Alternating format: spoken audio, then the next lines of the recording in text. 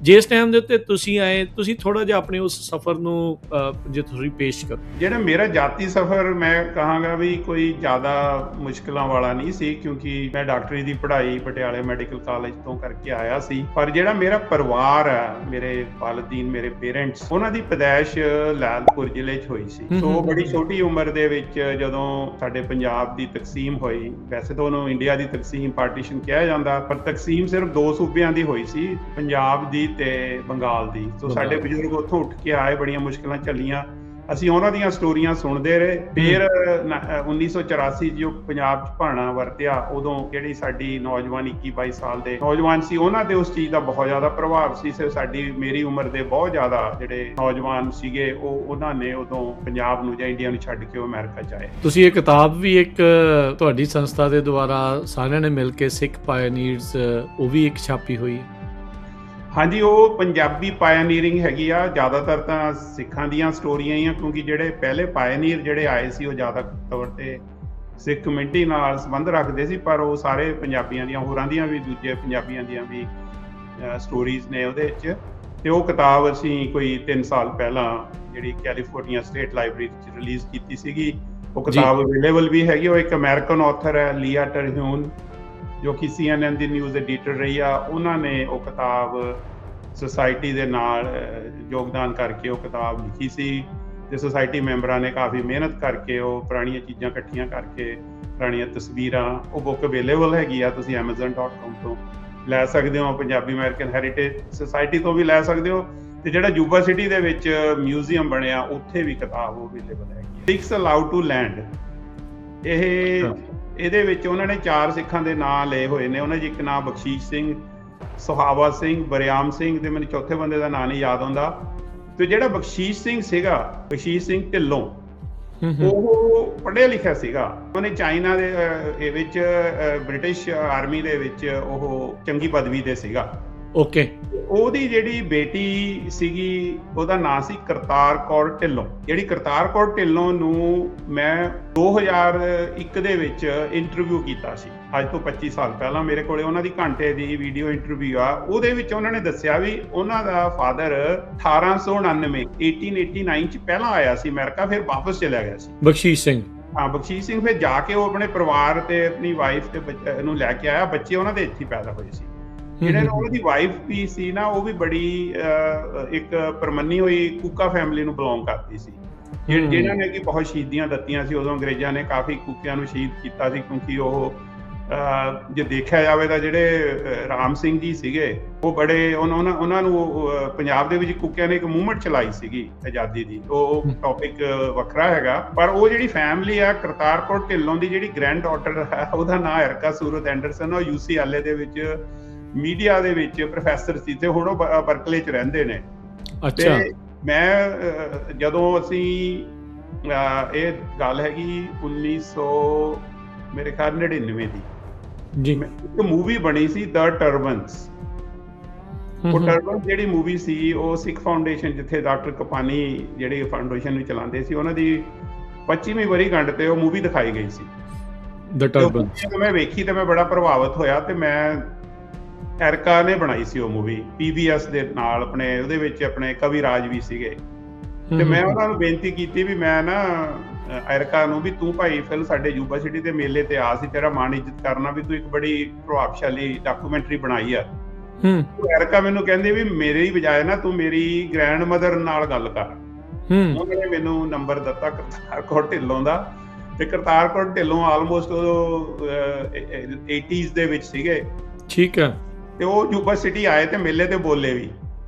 ਅੱਛਾ। ਮੈਂ ਦੇਖਿਆ ਵੀ ਇਹ ਮਾਈ ਦੇ ਵਿੱਚ ਇੰਨੀ ਮੜਕ ਤੇ ਇੰਨੀ ਉਹਦੇ ਚ ਜੋਸ਼, ਗੜਕ। ਮੈਂ ਕਿਹਾ ਜੀ ਸਾਰਾ ਕੁਝ ਸੀ। ਉਹ ਮਾਈ ਦਾ ਮਤਲਬ ਤੁਸੀਂ ਦੇਖੋਗੇ ਤਾਂ ਬਜ਼ੁਰਗ ਲੱਗਦੀ ਸੀ, ਉਹ ਬੋਲਦੀ ਸੀ ਜਿਵੇਂ ਮਤਲਬ ਇੰਨੇ ਜੋਸ਼ ਨਾਲ ਉਹ ਬੋਲੀ। ਤੇ ਮੈਂ ਉਹਨਾਂ ਨੂੰ ਬੇਨਤੀ ਕੀਤੀ ਵੀ ਮੈਂ ਤੁਹਾਨੂੰ ਮਿਲਣਾ ਚਾਹੁੰਦਾ। ਇੱਕ ਤਾਂ ਮੈਂ ਉਹਨੂੰ ਮੂਵੀ ਭੇਜੀ ਸ਼ਹੀਦ ਊਧਮ ਸਿੰਘ, ਕਿਉਂਕਿ ਗਦਰ ਪਾਰਟੀ ਦੀ ਉਹ ਖੁਦ ਵੀ ਮੈਂਬਰ ਰਹੀ ਆ। ਤੇ ਜਦੋਂ ਮੈਂ ਮੂਵੀ ਭੇਜੀ ਤੇ ਉਹਨੇ ਮੈਨੂੰ ਕਾਲ ਕੀਤੀ, ਕਹਿੰਦੀ ਵੀ ਮੇਰੇ ਕੋਲੇ ਤਾਂ VCR ਹੈ, DVD ਪਲੇਅਰ ਹੈ ਨਹੀਂ, ਹੁਣ ਮੈਂ DVD ਪਲੇਅਰ ਲਿਆ ਕੇ ਦੇਖਦੀ ਆ। ਫਿਰ ਦੇਖ ਕੇ ਮੈਨੂੰ ਉਹਨੇ ਚਿੱਠੀ ਲਿਖੀ, ਤੇ ਫਿਰ ਉਹਨਾਂ ਨੂੰ ਮਿਲਣ ਗਿਆ, ਤੇ ਫਿਰ ਮੈਂ ਉਹਨਾਂ ਦੀ ਇੰਟਰਵਿਊ ਕੀਤੀ, ਤੇ ਉਹਨੇ ਮੈਨੂੰ ਦੱਸਿਆ ਵੀ ਸਿੱਖ ਇੱਥੇ 1880 ਦੇ ਵਿੱਚ ਆਣੇ ਸ਼ੁਰੂ ਹੋ ਗਏ ਸੀ। ਉਹ ਮੇਰੇ ਕੋਲੇ ਡਾਕੂਮੈਂਟਰੀ ਐਵੀਡੈਂਸ ਹੈ। ਤਾਂ ਸ਼ੁਰੂਆਤੀ ਦੌਰ ਦੇ ਜਿਹੜੇ ਪੰਜਾਬੀ ਆ ਜਾਂ ਸਿੱਖ ਆ ਉਹਨਾਂ ਨੂੰ ਕਿੱਦਾਂ ਦੇ ਜਿਹੜੀਆਂ ਸਟਰਗਲਸ ਆ ਜਾਂ ਕਿੱਦਾਂ ਦੀਆਂ ਚੀਜ਼ਾਂ ਦਾ ਸਾਹਮਣਾ ਕਰਨਾ? ਦੇਖੋ ਜੀ, ਕੰਮ ਤਾਂ ਮਿਲ ਜਾਂਦਾ ਸੀ ਕਿਉਂਕਿ ਆਪਣੇ ਬੰਦੇ ਮਿਹਨਤੀ ਸੀਗੇ। ਡਾਕਟਰ ਕੰਗ ਵੀ ਸ਼ੁਰੂਆਤ ਦੇਖੋ ਇਹਨਾਂ ਦੀ ਇਸ ਤਰੀਕੇ ਦੇ ਨਾਲ ਆਪਣੀ ਜਿਹੜੀ ਕਮਿਊਨਿਟੀ ਦੀ ਇੱਥੇ ਆਉਂਦੀ ਆ, ਪੰਜਾਬ ਨੂੰ ਛੱਡ ਕੇ ਇੱਥੇ ਆਉਣਾ ਪੈ ਰਿਹਾ। ਉੱਥੇ ਵੀ ਹਾਲਾਤ ਜਿਹੜੇ ਨਾਸਾਜ਼ ਸੀਗੇ, ਇੱਥੇ ਵੀ ਆ ਕੇ ਕਈ ਤਰੀਕੇ ਦੀਆਂ ਜਿਹੜੀਆਂ ਚੁਣੌਤੀਆਂ ਆ ਉਹ ਉਸ ਦੇ ਵਿੱਚੋਂ ਜਿਹੜਾ ਉਹ ਲੰਘਣਾ ਪਿਆ। ਪਰ ਇੱਕ ਚੀਜ਼ ਜਿਹੜੀ ਆਪਾਂ ਡਾਕਟਰ ਕੰਗ ਇਹ ਵੀ ਜਿਹੜੀ ਦੇਖੀ ਹੈ, ਪਰ ਵਿੱਚੋਂ ਸੀਗੇ ਕੁਛ ਅਜਿਹੇ ਜਿਹੜੇ ਲੋਕ ਆ, ਜਿੱਦਾਂ ਹੁਣ ਇਸੇ ਹੀ ਕੜੀ ਦੇ ਵਿੱਚੋਂ ਆਪਾਂ ਗਦਰ ਪਾਰਟੀ, ਸੋਹਣ ਸਿੰਘ ਭਕਨਾ, ਉਹ ਸਾਰੇ ਜਾਣੇ, ਕਰਤਾਰ ਸਿੰਘ ਸਰਾਭਾ, ਬਾਕੀ ਸਾਰੇ ਜਾਣੇ ਇਸੇ ਹੀ ਸਟਰਗਲ ਦੇ ਵਿੱਚੋਂ ਨਿਕਲਦੇ ਹੋਏ ਦੇਖਦੇ ਹਾਂ। ਉਸ ਸ਼ਹਿਰ ਦੇ ਵਿੱਚ 1913 ਮਈ ਦੇ ਮਹੀਨੇ ਵਿੱਚ ਆਪਣੇ ਲੋਕਾਂ ਨੇ ਇਕੱਠੇ ਹੋ ਕੇ ਮੀਟਿੰਗ ਕੀਤੀ। ਵੱਡੀ ਮੀਟਿੰਗ ਹੋਈ ਜਿੱਥੇ ਕਿ ਗਦਰ ਪਾਰਟੀ ਬਣਾਈ ਗਈ। ਉੱਥੇ ਇੱਕ ਹਾਲ ਹੈ, ਫਿਨਿਸ਼ ਸੋਸ਼ਲਿਸਟ ਹਾਲ। ਜਿਹੜੇ ਫਿਨਲੈਂਡ ਦੇ ਲੋਕ ਸੀ ਨਾ, ਉਹ ਉਹਨਾਂ ਨੂੰ ਰਸ਼ੀਆ ਤੋਂ ਬਹੁਤ ਦੁਖੀ ਸੀ ਉਹ, ਤੇ ਉਹਨਾਂ ਨੂੰ ਵੀ ਪਤਾ ਸੀ ਵੀ ਗੁਲਾਮੀ ਕੀ ਹੁੰਦੀ ਆ। ਸੋ ਉਹ ਸਾਡੇ ਲੋਕਾਂ ਨਾਲ ਹਮਦਰਦੀ ਰੱਖਦੇ ਸੀ, ਫਿਨਲੈਂਡ ਵਾਲੇ ਲੋਕ। ਉਸ ਹਾਲ ਦੇ ਵਿੱਚ ਮੀਟਿੰਗ ਹੋਈ ਤੇ ਉੱਥੇ ਫਿਰ ਪਾਰਟੀ ਬਣੀ। ਪਾਰਟੀ ਦੇ ਪਹਿਲੇ ਪ੍ਰਧਾਨ ਸੋਹਣ ਸਿੰਘ ਭਕਨਾ ਨੂੰ ਬਣਾਇਆ ਗਿਆ ਤੇ ਵਾਈਸ ਪ੍ਰੈਜ਼ੀਡੈਂਟ ਬਣੇ ਜਵਾਲਾ ਸਿੰਘ ਤੇ ਕੇਸਰ ਸਿੰਘ, ਤੇ ਜਿਹੜੇ ਸੈਕਟਰੀ ਬਣੇ ਉਹ ਲਾਲਾ ਹਰਦਿਆਲ, ਜਿਨ੍ਹਾਂ ਦਾ ਕਿ ਨਾਂ ਤੁਸੀਂ ਬਹੁਤ ਸੁਣਦੇ ਹੋ, ਤੇ ਜਿਹੜੇ ਖਜ਼ਾਨਚੀ ਸੀ ਉਹ ਪੰਡਿਤ ਕਾਂਸ਼ੀ ਰਾਮ ਸੀਗੇ। ਸੋ ਮਤਲਬ ਨਾਂ ਤਾਂ ਉੱਥੇ ਕਈ ਸੌ ਬੰਦਾ ਇਕੱਠਾ ਹੋਇਆ ਸੀ, ਤੇ ਇਹ ਨਾਮ ਵੈਰੀਫਾਈਡ ਨੇ ਜਿਹੜੇ ਬੰਦੇ ਉੱਥੇ ਉਸ ਹਾਲ ਚ। Punjabi radio USA, Punjabi TV USA ਦੇ ਉੱਤੇ ਆਪ ਸਭ ਦਾ ਨਿੱਘਾ ਸਵਾਗਤ ਹੈ। ਮੈਂ ਰਾਜਕਨਵੀਰ ਸਿੰਘ। ਅੱਜ ਇੱਕ ਤੁਹਾਡੇ ਲਈ ਇੱਕ ਨਵਾਂ ਪ੍ਰੋਗਰਾਮ, ਉਸ ਦਾ ਜਿਹੜਾ ਪਹਿਲਾ ਭਾਗ, ਪਲੇਠਾ ਭਾਗ, ਪਹਿਲਾ ਪ੍ਰੋਗਰਾਮ ਲੈ ਕੇ ਹਾਜ਼ਰ ਹੋਏ ਹਾਂ। ਇਹ ਪ੍ਰੋਗਰਾਮ ਇਤਿਹਾਸ ਦੇ ਨਾਲ ਜੁੜਿਆ ਹੋਇਆ ਆ। ਜਿਸ ਧਰਤੀ ਤੋਂ ਆਪਾਂ ਆਏ ਹਾਂ ਤੇ ਜਿਸ ਧਰਤੀ ਦੇ ਉੱਤੇ ਆਪਾਂ ਆ ਕੇ ਵਸੇ ਹੋਏ ਹਾਂ, ਹਰ ਇੱਕ ਦੀ ਇੱਕ ਉਤਸੁਕਤਾ ਹੁੰਦੀ ਆ ਜਾਣਨ ਦੀ ਵੀ ਇਤਿਹਾਸ ਕਿੱਦਾਂ ਦਾ ਰਿਹਾ, ਇਹ ਸਫ਼ਰ ਕਿੱਦਾਂ ਦਾ ਰਿਹਾ, ਇਹ ਸਟੋਰੀ ਕੀ ਆ ਇਸ ਦੀ।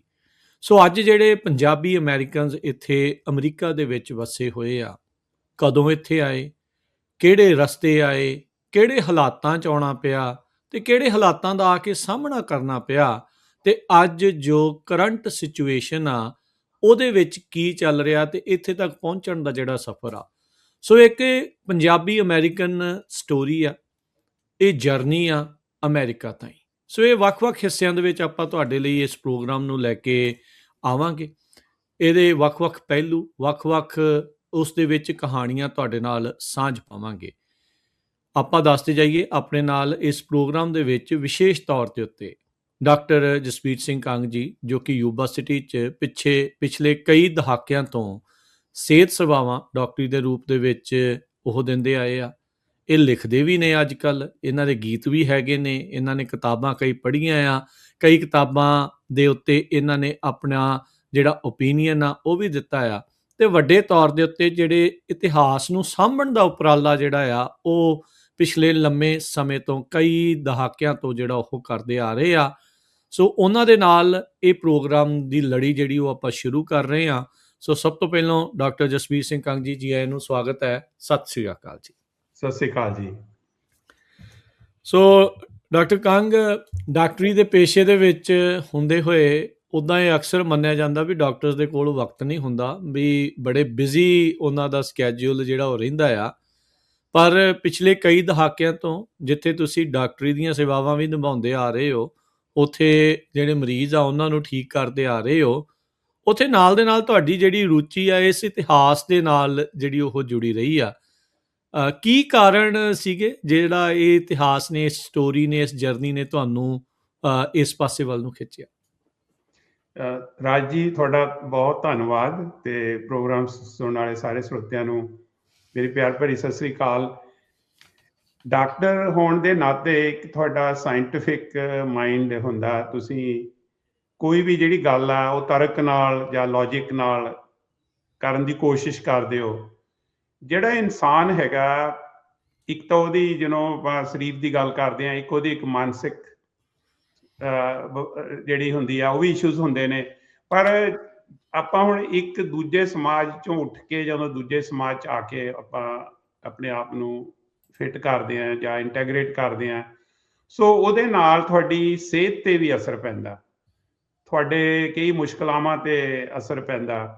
ਸੋ ਮੈਨੂੰ ਸਦਾ ਇੰਟਰਸਟ ਰਿਹਾ ਹਿਊਮਨ ਮਾਈਗ੍ਰੇਸ਼ਨ। ਦੇਖੋ ਪੰਛੀ ਵੀ ਮਾਈਗ੍ਰੇਟ ਕਰਦੇ ਨੇ, ਜਿੱਥੇ ਉਹਨਾਂ ਨੂੰ ਫੂਡ ਦੀ ਲੋੜ ਜਾਂ ਮੌਸਮ ਕਰਕੇ ਪੰਛੀ ਕਈ ਵਾਰੀ ਕੈਨੇਡਾ ਤੋਂ ਉੱਡ ਕੇ ਅਮਰੀਕਾ 'ਚ ਆਉਂਦੇ ਨੇ।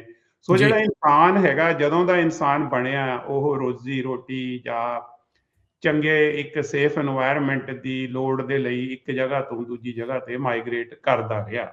ਜੀ ਇਹ ਕੋਈ ਨਵੀਂ ਗੱਲ ਨਹੀਂ, ਜਿੰਨਾ ਵੀ ਇਨਸਾਨ ਪੁਰਾਣਾ ਮਾਈਗ੍ਰੇਸ਼ਨ ਸਾਡੀ ਹੁੰਦੀ ਰਹੀ ਆ।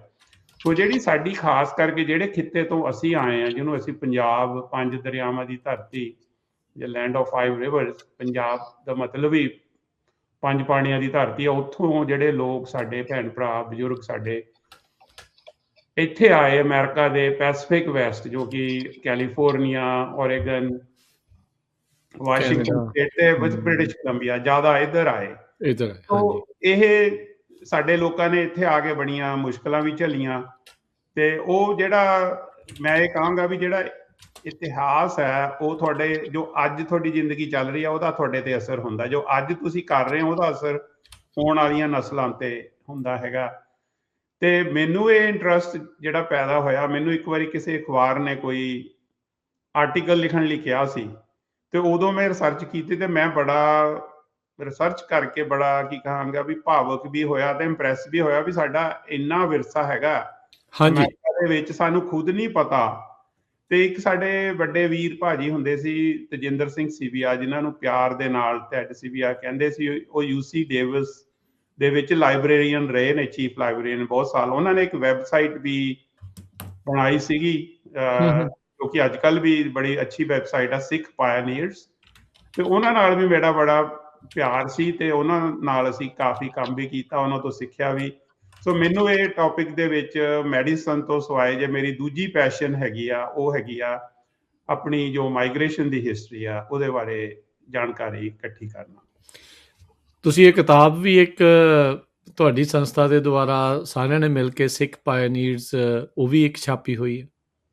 ਹਾਂਜੀ, ਉਹ ਪੰਜਾਬੀ ਪਾਇਨੀਅਰਿੰਗ ਹੈਗੀ ਆ, ਜ਼ਿਆਦਾਤਰ ਤਾਂ ਸਿੱਖਾਂ ਦੀਆਂ ਸਟੋਰੀਆਂ ਹੀ ਆ, ਕਿਉਂਕਿ ਜਿਹੜੇ ਪਹਿਲੇ ਪਾਇਨੀਅਰ ਜਿਹੜੇ ਆਏ ਸੀ ਉਹ ਜ਼ਿਆਦਾ ਤੌਰ ਤੇ ਸਿੱਖ ਕਮਿਊਨਿਟੀ ਨਾਲ ਸੰਬੰਧ ਰੱਖਦੇ ਸੀ, ਪਰ ਉਹ ਸਾਰੇ ਪੰਜਾਬੀਆਂ ਦੀਆਂ, ਹੋਰਾਂ ਦੀਆਂ ਵੀ, ਦੂਜੇ ਪੰਜਾਬੀਆਂ ਦੀਆਂ ਵੀ ਸਟੋਰੀਜ਼ ਨੇ ਉਹਦੇ ਵਿੱਚ।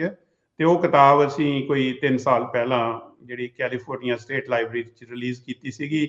ਉਹ ਜੀ ਕਿਤਾਬ ਅਵੇਲੇਬਲ ਵੀ ਹੈਗੀ। ਉਹ ਇੱਕ ਅਮਰੀਕਨ ਆਥਰ ਹੈ, ਲੀਆ ਟਰਹਿਊਨ, ਜੋ ਕਿ CNN ਦੀ ਨਿਊਜ਼ ਐਡੀਟਰ ਰਹੀ ਆ। ਉਹਨਾਂ ਨੇ ਉਹ ਕਿਤਾਬ ਸੁਸਾਇਟੀ ਦੇ ਨਾਲ ਯੋਗਦਾਨ ਕਰਕੇ ਉਹ ਕਿਤਾਬ ਲਿਖੀ ਸੀ, ਤੇ ਸੁਸਾਇਟੀ ਮੈਂਬਰਾਂ ਨੇ ਕਾਫੀ ਮਿਹਨਤ ਕਰਕੇ ਉਹ ਪੁਰਾਣੀਆਂ ਚੀਜ਼ਾਂ ਇਕੱਠੀਆਂ ਕਰਕੇ, ਪੁਰਾਣੀਆਂ ਤਸਵੀਰਾਂ, ਉਹ ਬੁੱਕ ਅਵੇਲੇਬਲ ਹੈਗੀ ਆ, ਤੁਸੀਂ amazon.com ਤੋਂ ਲੈ ਸਕਦੇ ਹੋ, ਪੰਜਾਬੀ ਅਮਰੀਕਨ ਹੈਰੀਟੇਜ ਸੁਸਾਇਟੀ ਤੋਂ ਵੀ ਲੈ ਸਕਦੇ ਹੋ, ਤੇ ਜਿਹੜਾ ਯੂਬਾ ਸਿਟੀ ਦੇ ਵਿੱਚ ਮਿਊਜ਼ੀਅਮ ਬਣਿਆ ਉੱਥੇ ਵੀ ਕਿਤਾਬ ਉਹ ਅਵੇਲੇਬਲ ਹੈਗੀ ਆ। ਡਾਕਟਰ ਕੰਗ, ਜਦੋਂ ਦੇਖੋ ਇੱਕ ਸਫ਼ਰ ਇਹਨਾਂ ਦਾ ਰਿਹਾ ਹੋਊਗਾ, ਮੈਂ ਪਹਿਲਾਂ ਥੋੜ੍ਹਾ ਜਿਹਾ ਤੁਹਾਡੇ ਸਫ਼ਰ ਬਾਰੇ ਵੀ ਆਪਾਂ ਜਾਣਦੇ ਹਾਂ, ਫਿਰ ਆਪਾਂ ਇਤਿਹਾਸ ਦੇ ਵਿੱਚ ਜਿਹੜਾ ਉਹ ਜਾਂਦੇ ਹਾਂ। ਤੁਹਾਡਾ ਅਮਰੀਕਾ ਆਉਣ ਦਾ ਸਫ਼ਰ ਕਿਵੇਂ ਦਾ ਸੀਗਾ? ਓਬਵੀਅਸਲੀ ਜਿਹੜੇ ਸਮਿਆਂ 'ਚ ਤੁਸੀਂ ਆਏ, ਜਿਹੜੇ ਸਮਿਆਂ 'ਚ ਅਸੀਂ ਆਏ ਜਾਂ ਮੈਂ ਆਇਆ, ਜਾਂ ਜਿਹੜੇ ਸਮਿਆਂ 'ਚ ਆਪਾਂ ਇਹਨਾਂ ਪਾਇਨੀਅਰਸ ਦੀ ਆਪਾਂ ਗੱਲ ਕਰਾਂਗੇ, ਸਾਰੇ ਵੱਖੋ ਵੱਖਰੇ ਆ। ਜਿਸ ਟਾਈਮ ਦੇ ਉੱਤੇ ਤੁਸੀਂ ਆਏ, ਤੁਸੀਂ ਥੋੜ੍ਹਾ ਜਿਹਾ ਆਪਣੇ ਉਸ ਸਫ਼ਰ ਨੂੰ ਜੇ ਤੁਸੀਂ ਪੇਸ਼ ਕਰੋ। ਜਿਹੜਾ ਮੇਰਾ ਜਾਤੀ ਸਫ਼ਰ, ਮੈਂ ਕਹਾਂਗਾ ਵੀ ਕੋਈ ਜ਼ਿਆਦਾ ਮੁਸ਼ਕਿਲਾਂ ਵਾਲਾ ਨਹੀਂ ਸੀ, ਕਿਉਂਕਿ ਮੈਂ ਡਾਕਟਰੀ ਦੀ ਪੜ੍ਹਾਈ ਪਟਿਆਲੇ ਮੈਡੀਕਲ ਕਾਲਜ ਤੋਂ ਕਰਕੇ ਆਇਆ ਸੀ। ਪਰ ਜਿਹੜਾ ਮੇਰਾ ਪਰਿਵਾਰ ਆ, ਮੇਰੇ ਵਾਲਿਦੀਨ, ਮੇਰੇ ਪੇਰੈਂਟਸ, ਉਹਨਾਂ ਦੀ ਪੈਦਾਇਸ਼ ਲਾਲਪੁਰ ਜ਼ਿਲ੍ਹੇ 'ਚ ਹੋਈ ਸੀ। ਸੋ ਬੜੀ ਛੋਟੀ ਉਮਰ ਦੇ ਵਿੱਚ ਜਦੋਂ ਸਾਡੇ ਪੰਜਾਬ ਦੀ ਤਕਸੀਮ ਹੋਈ, ਵੈਸੇ ਤਾਂ ਉਹਨੂੰ ਇੰਡੀਆ ਦੀ ਤਕਸੀਮ, ਪਾਰਟੀਸ਼ਨ ਕਿਹਾ ਜਾਂਦਾ, ਪਰ ਤਕਸੀਮ ਸਿਰਫ 2 ਸੂਬਿਆਂ ਦੀ ਹੋਈ ਸੀ, ਪੰਜਾਬ ਦੀ ਤੇ ਬੰਗਾਲ ਦੀ। ਸੋ ਸਾਡੇ ਬਜ਼ੁਰਗ ਉੱਥੋਂ ਉੱਠ ਕੇ ਆਏ, ਬੜੀਆਂ ਮੁਸ਼ਕਲਾਂ ਝੱਲੀਆਂ, ਅਸੀਂ ਉਹਨਾਂ ਦੀਆਂ ਸਟੋਰੀਆਂ ਸੁਣਦੇ ਰਹੇ। ਫਿਰ 1984 ਜੋ ਪੰਜਾਬ 'ਚ ਭਾਣਾ ਵਰਤਿਆ, ਉਦੋਂ ਜਿਹੜੀ ਸਾਡੀ ਨੌਜਵਾਨ 21-22 ਸਾਲ ਦੇ ਨੌਜਵਾਨ ਸੀ, ਉਹਨਾਂ ਤੇ ਉਸ ਚੀਜ਼ ਦਾ ਬਹੁਤ ਜ਼ਿਆਦਾ ਪ੍ਰਭਾਵ ਸੀ। ਸਿਰਫ ਸਾਡੀ, ਮੇਰੀ ਉਮਰ ਦੇ ਬਹੁਤ ਜ਼ਿਆਦਾ ਜਿਹੜੇ ਨੌਜਵਾਨ ਸੀਗੇ, ਉਹਨਾਂ ਨੇ ਉਦੋਂ ਪੰਜਾਬ ਨੂੰ ਜਾਂ ਇੰਡੀਆ ਨੂੰ ਛੱਡ ਕੇ ਉਹ ਅਮਰੀਕਾ 'ਚ ਆਏ। ਸੋ ਇੱਥੇ ਆ ਕੇ ਫਿਰ ਮੈਂ ਡਾਕਟਰੀ ਦੀ ਪੜ੍ਹਾਈ ਕੀਤੀ, ਰੈਜ਼ੀਡੈਂਸੀ ਕੀਤੀ ਸ਼ਿਕਾਗੋ, ਤੇ ਮੈਂ ਯੂਨੀਵਰਸਿਟੀ 1991 ਤੋਂ ਪ੍ਰੈਕਟਿਸ ਕਰ ਰਿਹਾ। ਤੇ ਕਾਫੀ ਕੁਝ ਦੇਖਿਆ। ਕਾਫੀ ਆਪਣੀ ਕਮਿਊਨਿਟੀ ਨਾਲ ਵਿਤਕਰਾ ਹੁੰਦਾ ਸੀ, ਖਾਸ ਕਰਕੇ ਦਸਤਾਰ ਬੰਨ੍ਹਣ ਵਾਲਿਆਂ ਨੂੰ ਕਈ ਵਾਰੀ ਆਪਣੀਆਂ ਜਾਨਾਂ ਵੀ ਦੇਣੀਆਂ ਪਈਆਂ 9/11 ਤੋਂ ਬਾਅਦ। ਉਸ ਤੋਂ ਪਹਿਲਾਂ ਵੀ ਜਦੋਂ 1979 ਦੇ ਵਿੱਚ ਇਰਾਨੀਅਨ ਰੈਵੋਲੂਸ਼ਨ ਆਇਆ ਸੀ, ਉੱਥੇ ਅਮਰੀਕਾ ਦੇ ਲੋਕਾਂ ਨੂੰ ਹੌਸਟੇਜ ਬਣਾ ਲਿਆ ਸੀ ਐਮਬੈਸੀ 'ਚ, ਉਦੋਂ ਵੀ ਸਿੱਖਾਂ ਤੇ ਕਾਫੀ ਨਸਲੀ ਹਮਲੇ ਹੋਏ ਸੀ। ਖਮੇਨੀ ਦੇ ਟਾਈਮ। ਹਾਂਜੀ, ਖਮੇਨੀ ਦੇ ਟਾਈਮ ਸਿੱਖਾਂ ਨੇ ਕਾਫੀ ਮੁਸ਼ਕਲਾਂ ਝੱਲੀਆਂ, ਕਿਉਂਕਿ ਉਹ ਅਸੀਂ ਦਸਤਾਰ ਬੰਨ੍ਹਣ ਕਰਕੇ ਸਾਨੂੰ ਉਹ ਕਨਫਿਊਜ਼ ਕਰਦੇ ਸੀ ਵੀ ਅਸੀਂ ਸ਼ਾਇਦ ਉਹਨਾਂ ਨਾਲ ਸਾਡਾ ਕੋਈ ਸੰਬੰਧ ਆ। ਤੇ ਉਸ ਤੋਂ ਬਾਅਦ ਜਦੋਂ 9/11 ਹੋਇਆ, ਉਦੋਂ ਦਾ ਆਪਾਂ ਨੂੰ ਸਭ ਨੂੰ ਪਤਾ ਵੀ ਕਈ ਸਾਡੇ ਭੈਣ ਭਰਾਵਾਂ ਦੀਆਂ ਜਾਨਾਂ ਵੀ ਗਈਆਂ, ਖਾਸ ਕਰਕੇ ਜਿਹੜੀ ਸੋਢੀ ਫੈਮਿਲੀ ਦੇ ਦੋ ਬਲਵੀਰ ਸੋਢੀ ਤੇ ਉਹਨਾਂ ਦੇ ਭਰਾ ਸੁਖਪਾਲ, ਦੋਨਾਂ ਦੀ 9/11 ਤੋਂ ਬਾਅਦ ਜਿਹੜੀ ਹੈਗੀ ਆ ਹੇਟ ਕ੍ਰਾਈਮਸ ਦੇ ਵਿੱਚ ਜ਼ਿੰਦਗੀ ਮੌਤ ਹੁੰਦੀ ਆ। ਤੇ ਹੋਰ ਵੀ ਬੜੇ ਕੇਸ ਨੇ ਜੀ, 100 ਦੇ ਹਜ਼ਾਰਾਂ ਦੇ ਹਿਸਾਬ ਨਾਲ ਕੇਸ ਨੇ ਜਿੱਥੇ ਕਿ ਲੋਕਾਂ ਨੂੰ ਕੁੱਟਿਆ ਮਾਰਿਆ ਗਿਆ, ਉਹਨਾਂ ਨੂੰ ਬੜਾ ਬੱਚੇ ਸਕੂਲਾਂ ਦੇ ਵਿੱਚ ਬੁਲਿੰਗ ਕੀਤੀ ਗਈ, ਬੜਾ ਕੁਝ ਹੋਇਆ। ਸੋ ਇਹ ਸਾਰੀਆਂ ਚੀਜ਼ਾਂ ਨੇ ਸਾਨੂੰ ਇਹ ਬੜਾ ਪ੍ਰਭਾਵ ਕੀਤਾ ਕਿ ਸਾਨੂੰ ਆਪਣੀ ਸਟੋਰੀ ਐਜ਼ ਅ ਅਮਰੀਕਨ, ਵੀ ਅਸੀਂ ਕੋਈ, ਸਾਡੇ ਬਜ਼ੁਰਗ ਕੋਈ ਅਮਰੀਕਾ 'ਚ ਨਵੇਂ ਤਾਂ ਹੈ ਨਹੀਂ, ਜਿਹੜਾ ਅਮਰੀਕਾ ਦੇ ਵਿੱਚ ਤਰੱਕੀ ਦੇ ਵਿੱਚ, ਅਮਰੀਕਾ ਦੀ ਖੁਸ਼ਹਾਲੀ ਦੇ ਵਿੱਚ ਸਾਡੇ ਬਜ਼ੁਰਗਾਂ ਦਾ ਪਸੀਨਾ ਵੀ ਡੁੱਲਿਆ ਹੋਇਆ, ਤੇ ਸਾਨੂੰ ਆਪਣੀ ਸਟੋਰੀ ਐਜ਼ ਅ ਅਮਰੀਕਨ ਦੱਸਣ ਦੀ ਲੋੜ ਆ। ਸੋ ਇਸ ਕਰਕੇ ਅਸੀਂ ਕਈ ਵਰਡ ਵਿੱਚ ਅਮਰੀਕਨ ਜ਼ਰੂਰ ਯੂਜ਼ ਕਰਦੇ ਹਾਂ, ਵੀ ਹੁਣ ਆਪਾਂ ਅਮਰੀਕਾ ਦੇ ਸਿਟੀਜ਼ਨ ਆ, ਅਸੀਂ ਅਮਰੀਕਨ ਆ, ਅਸੀਂ ਪੰਜਾਬੀ ਮੂਲ ਜਾਂ ਸਿੱਖ ਮੂਲ ਦੇ ਅਮਰੀਕਨ ਆ, ਪਰ ਅਸੀਂ ਅਮਰੀਕਨ ਆ। ਸਾਡਾ ਵੀ ਇਸ ਮੁਲਕ ਤੇ ਉਨਾ ਹੀ ਕੀ ਕਹਾਂਗਾ ਹੱਕ ਬਣਦਾ ਜਿੰਨਾ ਕਿਸੇ ਹੋਰ ਦਾ, ਬਰਾਬਰ ਦਾ ਹੱਕ ਆ। ਹਾਂਜੀ।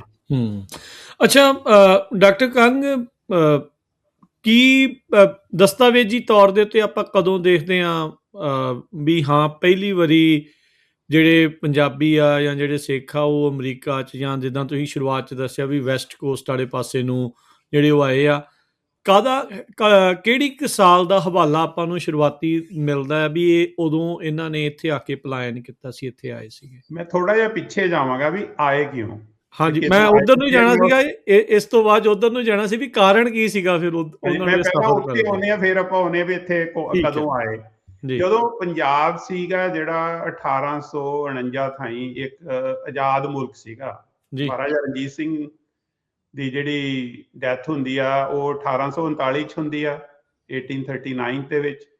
ਤੇ 10 ਸਾਲਾਂ ਦੇ ਵਿੱਚ ਜਿਹੜੀ ਈਸਟ ਇੰਡੀਆ ਕੰਪਨੀ ਆ ਜਾਂ ਉਹ ਪੰਜਾਬ ਨੂੰ ਫਤਿਹ ਕਰ ਲੈਂਦੀ ਆ। ਉਹ ਬੜੀਆਂ ਸਾਜ਼ਿਸ਼ਾਂ ਹੋਈਆਂ, ਬੜਾ ਕੁਝ ਹੋਇਆ, ਆਪਾਂ ਉਹਦੀ ਹਿਸਟਰੀ 'ਚ ਨਹੀਂ ਜਾਣਾ। ਸੋ ਪਹਿਲਾਂ ਉਹਨਾਂ ਨੇ ਪੰਜਾਬ ਨਾਲ ਬਹੁਤ ਸਖਤੀ ਕੀਤੀ। ਜਿਹੜੀਆਂ ਤਾਂ ਫੁਲਕੀਆਂ ਰਿਆਸਤਾਂ ਸੀਗੀਆਂ ਉਹ ਤਾਂ ਬ੍ਰਿਟਿਸ਼ ਦੇ ਨਾਲ ਰਲੀਆਂ ਹੋਈਆਂ ਸੀ ਪਹਿਲਾਂ ਹੀ। ਹਾਂਜੀ, ਪਹਿਲਾਂ ਹੀ ਰਲੀਆਂ ਹੋਈਆਂ ਸੀ। ਆਪਾਂ 1857 ਦੇ ਜਿਹੜਾ ਗਦਰ ਆ ਉਹ ਸੈਪਰੇਟ ਟੌਪਿਕ ਆ, ਪਰ ਪੰਜਾਬ ਦੇ ਵਿੱਚ ਉਹਨਾਂ ਨੇ ਪੰਜਾਬੀਆਂ ਨੂੰ, ਭਾਵੇਂ ਉਹ ਸਿੱਖ ਸੀ ਜਾਂ ਮੁਸਲਮਾਨ ਸੀ ਜਾਂ ਹਿੰਦੂ ਸੀ ਜਾਂ ਜੋ ਵੀ ਸੀਗੇ, ਉਹਨਾਂ ਨੇ ਬੜਾ ਦਵਾਇਆ, ਖਾਸ ਕਰਕੇ ਸਿੱਖਾਂ ਨੂੰ, ਕਿਉਂਕਿ ਸਿੱਖਾਂ ਦੇ ਵਿੱਚ ਲੜਨ ਦੀ ਸਮਰੱਥਾ ਸੀ। ਉਹਨਾਂ ਨੇ ਪੰਜਾਬ ਨੂੰ ਆ ਕੇ ਡਿਸਆਰਮ ਕੀਤਾ। ਸਾਡਾ ਇੱਕ ਕਾਇਦਾ ਹੁੰਦਾ ਸੀ ਜਿਹਨੂੰ ਕਾਇਦਾ-ਏ-ਨੂਰ ਕਿਹਾ ਜਾਂਦਾ ਸੀ।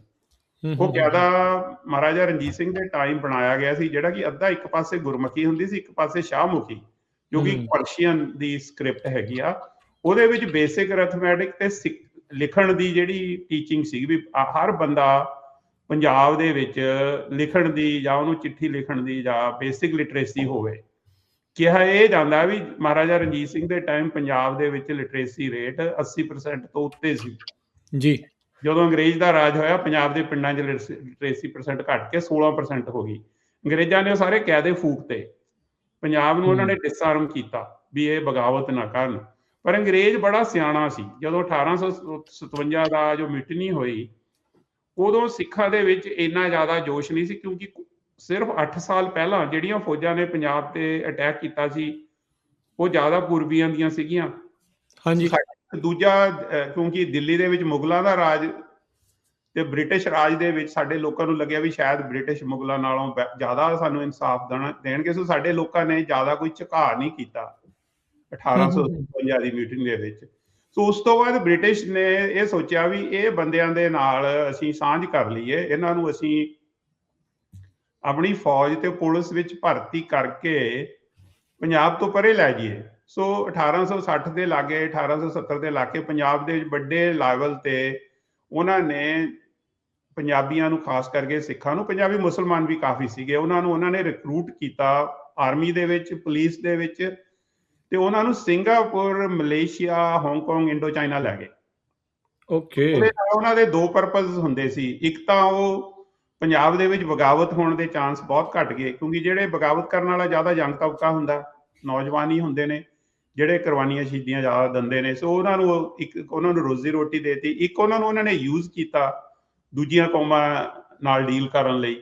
ਸੋ ਉਸ ਤੋਂ ਬਾਅਦ ਕੀ ਹੋਇਆ, ਕਿਉਂਕਿ ਸਾਡੇ ਲੋਕਾਂ ਨੂੰ ਐਕਸਪੋਜ਼ਰ ਹੋ ਗਿਆ ਬਾਹਰਲੇ ਹੂੰ। ਲੋਕਾਂ ਦਾ, ਤੇ ਕੁਝ ਜਿਹੜੇ ਜ਼ਿਆਦਾ ਐਡਵੈਂਚਰਸ ਸੀ ਉਹ ਕਹਿੰਦੇ ਵੀ ਕਿਉਂ ਨਾ ਆਪਾਂ ਥੋੜਾ ਹੋਰ ਅੱਗੇ ਚਲੇ ਜਾਈਏ। ਉਹ ਠੀਕ ਹੈ। ਫਿਲੀਪੀਨ ਆ ਗਏ, ਆਪਣਾ ਪਹੁੰਚਦੇ ਪਹੁੰਚਦੇ ਪੈਸੀਫਿਕ ਕੋਸਟ ਤੇ ਪਹੁੰਚ ਗਏ। ਸੋ ਹੂੰ। ਆਏ ਕਦੋਂ, ਇੱਕ ਸੈਨ ਫਰਾਂਸਿਸਕੋ ਕ੍ਰੋਨਿਕਲ ਦੇ ਵਿੱਚ ਸਟੋਰੀ ਛਪੀ ਹੋਈ ਆ, 6 ਅਲਾਉਡ ਟੂ ਲੈਂਡ। ਅੱਛਾ। ਇਹਦੇ ਵਿੱਚ ਉਹਨਾਂ ਨੇ 4 ਸਿੱਖਾਂ ਦੇ ਨਾਂ ਲਏ ਹੋਏ ਨੇ। ਉਹਨਾਂ 'ਚ ਇੱਕ ਨਾਂ ਬਖਸ਼ੀਸ਼ ਸਿੰਘ, ਸੁਹਾਵਾ ਸਿੰਘ, ਬਰਿਆਮ ਸਿੰਘ, ਤੇ ਮੈਨੂੰ ਚੌਥੇ ਬੰਦੇ ਦਾ ਨਾਂ ਨਹੀਂ ਯਾਦ ਆਉਂਦਾ। ਤੇ ਜਿਹੜਾ ਬਖਸ਼ੀਸ਼ ਸਿੰਘ ਸੀਗਾ, ਬਖਸ਼ੀਸ਼ ਸਿੰਘ ਢਿੱਲੋਂ, ਹੂੰ। ਉਹ ਪੜ੍ਹਿਆ ਲਿਖਿਆ ਸੀਗਾ। ਉਹ ਉਹਨੇ ਚਾਈਨਾ ਦੇ ਵਿੱਚ ਬ੍ਰਿਟਿਸ਼ ਆਰਮੀ ਦੇ ਵਿੱਚ ਉਹ ਚੰਗੀ ਪਦਵੀ ਤੇ ਸੀਗਾ। ਓਕੇ। ਉਹਦੀ ਜਿਹੜੀ ਬੇਟੀ ਸੀਗੀ, ਉਹਦਾ ਨਾਂ ਸੀ ਕਰਤਾਰ ਕੌਰ ਢਿੱਲੋਂ। ਹੂੰ। ਜਿਹੜੀ ਕਰਤਾਰ ਕੌਰ ਢਿੱਲੋਂ ਨੂੰ ਮੈਂ 2001 ਦੇ ਵਿੱਚ ਇੰਟਰਵਿਊ ਕੀਤਾ ਸੀ, ਅੱਜ ਤੋਂ 25 ਸਾਲ ਪਹਿਲਾਂ। ਮੇਰੇ ਕੋਲੇ ਉਹਨਾਂ ਦੀ ਘੰਟੇ ਦੀ ਵੀਡੀਓ ਇੰਟਰਵਿਊ ਆ। ਉਹਦੇ ਵਿੱਚ ਉਹਨਾਂ ਨੇ ਦੱਸਿਆ ਵੀ ਉਹਨਾਂ ਦਾ ਫਾਦਰ 1889 ਚ ਪਹਿਲਾਂ ਆਇਆ ਸੀ ਅਮਰੀਕਾ, ਫਿਰ ਵਾਪਸ ਚਲਿਆ ਗਿਆ ਸੀ। ਬਖਸ਼ੀਸ਼ ਸਿੰਘ। ਹਾਂ, ਬਖਸ਼ੀਸ਼ ਸਿੰਘ ਫਿਰ ਜਾ ਕੇ ਉਹ ਆਪਣੇ ਪਰਿਵਾਰ ਤੇ ਆਪਣੀ ਵਾਈਫ ਤੇ ਨੂੰ ਲੈ ਕੇ ਆਇਆ। ਬੱਚੇ ਉਹਨਾਂ ਦੇ ਇੱਥੇ ਪੈਦਾ ਹੋਏ ਸੀ। ਜਿਹੜੇ ਉਹਨਾਂ ਦੀ ਵਾਈਫ ਵੀ ਸੀ ਨਾ, ਉਹ ਵੀ ਬੜੀ ਇੱਕ ਪਰਮੰਨੀ ਹੋਈ ਕੂਕਾ ਫੈਮਿਲੀ ਨੂੰ ਬਿਲੋਂਗ ਕਰਦੀ ਸੀ, ਜਿਨ੍ਹਾਂ ਨੇ ਕਿ ਬਹੁਤ ਸ਼ਹੀਦੀਆਂ ਦਿੱਤੀਆਂ ਸੀ। ਉਦੋਂ ਅੰਗਰੇਜ਼ਾਂ ਨੇ ਕਾਫੀ ਕੂਕਿਆਂ ਨੂੰ ਸ਼ਹੀਦ ਕੀਤਾ ਸੀ, ਕਿਉਂਕਿ ਉਹ ਜੇ ਦੇਖਿਆ ਜਾਵੇ ਤਾਂ ਜਿਹੜੇ ਰਾਮ ਸਿੰਘ ਜੀ ਸੀਗੇ, ਉਹ ਬੜੇ ਉਹਨਾਂ ਨੂੰ ਪੰਜਾਬ ਦੇ ਵਿੱਚ ਕੂਕਿਆਂ ਨੇ ਇੱਕ ਮੂਵਮੈਂਟ ਚਲਾਈ ਸੀਗੀ ਆਜ਼ਾਦੀ ਦੀ। ਉਹ ਟੌਪਿਕ ਵੱਖਰਾ ਹੈਗਾ। ਪਰ ਉਹ ਜਿਹੜੀ ਫੈਮਿਲੀ ਆ ਕਰਤਾਰ ਕੌਰ ਢਿੱਲੋਂ ਦੀ, ਜਿਹੜੀ ਗ੍ਰੈਂਡ ਡਾਟਰ ਹੈ, ਉਹਦਾ ਨਾਂ ਐਰਕਾ ਸੂਰਤ ਐਂਡਰਸਨ। ਉਹ UCLA ਦੇ ਵਿੱਚ ਮੀਡੀਆ ਦੇ ਵਿੱਚ ਪ੍ਰੋਫੈਸਰ ਸੀ, ਤੇ ਹੁਣ ਉਹ ਬਰਕਲੇ 'ਚ ਰਹਿੰਦੇ ਨੇ। ਤੇ ਅੱਛਾ। ਮੈਂ ਜਦੋਂ ਅਸੀਂ ਇਹ ਗੱਲ ਹੈਗੀ 1900 ਮੇਰੇ ਖਿਆਲ 99 ਦੀ, ਜੀ। ਇੱਕ ਮੂਵੀ ਬਣੀ ਸੀ ਦ ਟਰਬਨਸ। ਉਹ ਟਰਬਨ ਜਿਹੜੀ ਮੂਵੀ ਸੀ, ਉਹ ਸਿੱਖ ਫਾਊਂਡੇਸ਼ਨ, ਜਿੱਥੇ ਡਾਕਟਰ ਕਪਾਨੀ ਜਿਹੜੀ ਫਾਊਂਡੇਸ਼ਨ ਨੂੰ ਚਲਾਉਂਦੇ ਸੀ, ਉਹਨਾਂ ਦੀ 25ਵੀਂ ਵਰ੍ਹੇਗੰਢ ਤੇ ਉਹ ਮੂਵੀ ਦਿਖਾਈ ਗਈ ਸੀ। ਦ ਟਰਬਨਸ। ਜਦੋਂ ਮੈਂ ਵੇਖੀ ਤੇ ਮੈਂ ਬੜਾ ਪ੍ਰਭਾਵਿਤ ਹੋਇਆ। ਤੇ ਮੈਂ ਐਰਕਾ ਨੇ ਬਣਾਈ ਸੀ ਉਹ ਮੂਵੀ PBS ਦੇ ਨਾਲ, ਆਪਣੇ ਉਹਦੇ ਵਿੱਚ ਆਪਣੇ ਕਵੀ ਰਾਜ ਵੀ ਸੀਗੇ। ਤੇ ਮੈਂ ਉਹਨਾਂ ਨੂੰ ਬੇਨਤੀ ਕੀਤੀ ਵੀ ਮੈਂ ਨਾ ਐਰਕਾ ਨੂੰ ਵੀ, ਤੂੰ ਭਾਈ ਫਿਰ ਸਾਡੇ ਯੂਬਾ ਸਿਟੀ ਦੇ ਮੇਲੇ ਤੇ ਆ, ਸੀ ਤੇਰਾ ਮਾਣ ਇੱਜ਼ਤ ਕਰਨਾ, ਵੀ ਤੂੰ ਇੱਕ ਬੜੀ ਪ੍ਰਭਾਵਸ਼ਾਲੀ ਡਾਕੂਮੈਂਟਰੀ ਬਣਾਈ ਆ। ਐਰਕਾ ਮੈਨੂੰ ਕਹਿੰਦੇ ਵੀ ਮੇਰੀ ਬਜਾਏ ਨਾ ਤੂੰ ਮੇਰੀ ਗ੍ਰੈਂਡ ਮਦਰ ਨਾਲ ਗੱਲ ਕਰ। ਉਹਨਾਂ ਨੇ ਮੈਨੂੰ ਨੰਬਰ ਦਿੱਤਾ ਕਰਤਾਰ ਕੌਰ ਢਿੱਲੋਂ ਦਾ। ਤੇ ਕਰਤਾਰ ਕੌਰ ਢਿੱਲੋਂ ਆਲਮੋਸਟ ਉਹ 80s ਦੇ ਵਿੱਚ ਸੀਗੇ। ਠੀਕ ਹੈ। ਤੇ ਉਹ ਯੂਬਾ ਸਿਟੀ ਆਏ ਤੇ ਮੇਲੇ ਤੇ ਬੋਲੇ ਵੀ। ਤੇ ਅੱਛਾ। ਮੈਂ ਦੇਖਿਆ ਵੀ ਇਹ ਮਾਈ ਦੇ ਵਿੱਚ ਇੰਨੀ ਮੜਕ ਤੇ ਇੰਨੀ ਉਹਦੇ ਚ ਜੋਸ਼, ਗੜਕ। ਮੈਂ ਕਿਹਾ ਜੀ ਸਾਰਾ ਕੁਝ ਸੀ। ਉਹ ਮਾਈ ਦਾ ਮਤਲਬ ਤੁਸੀਂ ਦੇਖੋਗੇ ਤਾਂ ਬਜ਼ੁਰਗ ਲੱਗਦੀ, ਜਦੋਂ ਬੋਲਦੀ ਸੀ ਜਿਵੇਂ ਮਤਲਬ ਇੰਨੇ ਜੋਸ਼ ਨਾਲ ਉਹ ਬੋਲੀ। ਤੇ ਮੈਂ ਉਹਨਾਂ ਨੂੰ ਬੇਨਤੀ ਕੀਤੀ ਵੀ ਮੈਂ ਤੁਹਾਨੂੰ ਮਿਲਣਾ ਚਾਹੁੰਦਾ। ਇੱਕ ਤਾਂ ਮੈਂ ਉਹਨੂੰ ਮੂਵੀ ਭੇਜੀ ਸ਼ਹੀਦ ਊਧਮ ਸਿੰਘ, ਕਿਉਂਕਿ ਗਦਰ ਪਾਰਟੀ ਦੀ ਉਹ ਖੁਦ ਵੀ ਮੈਂਬਰ ਰਹੀ ਆ।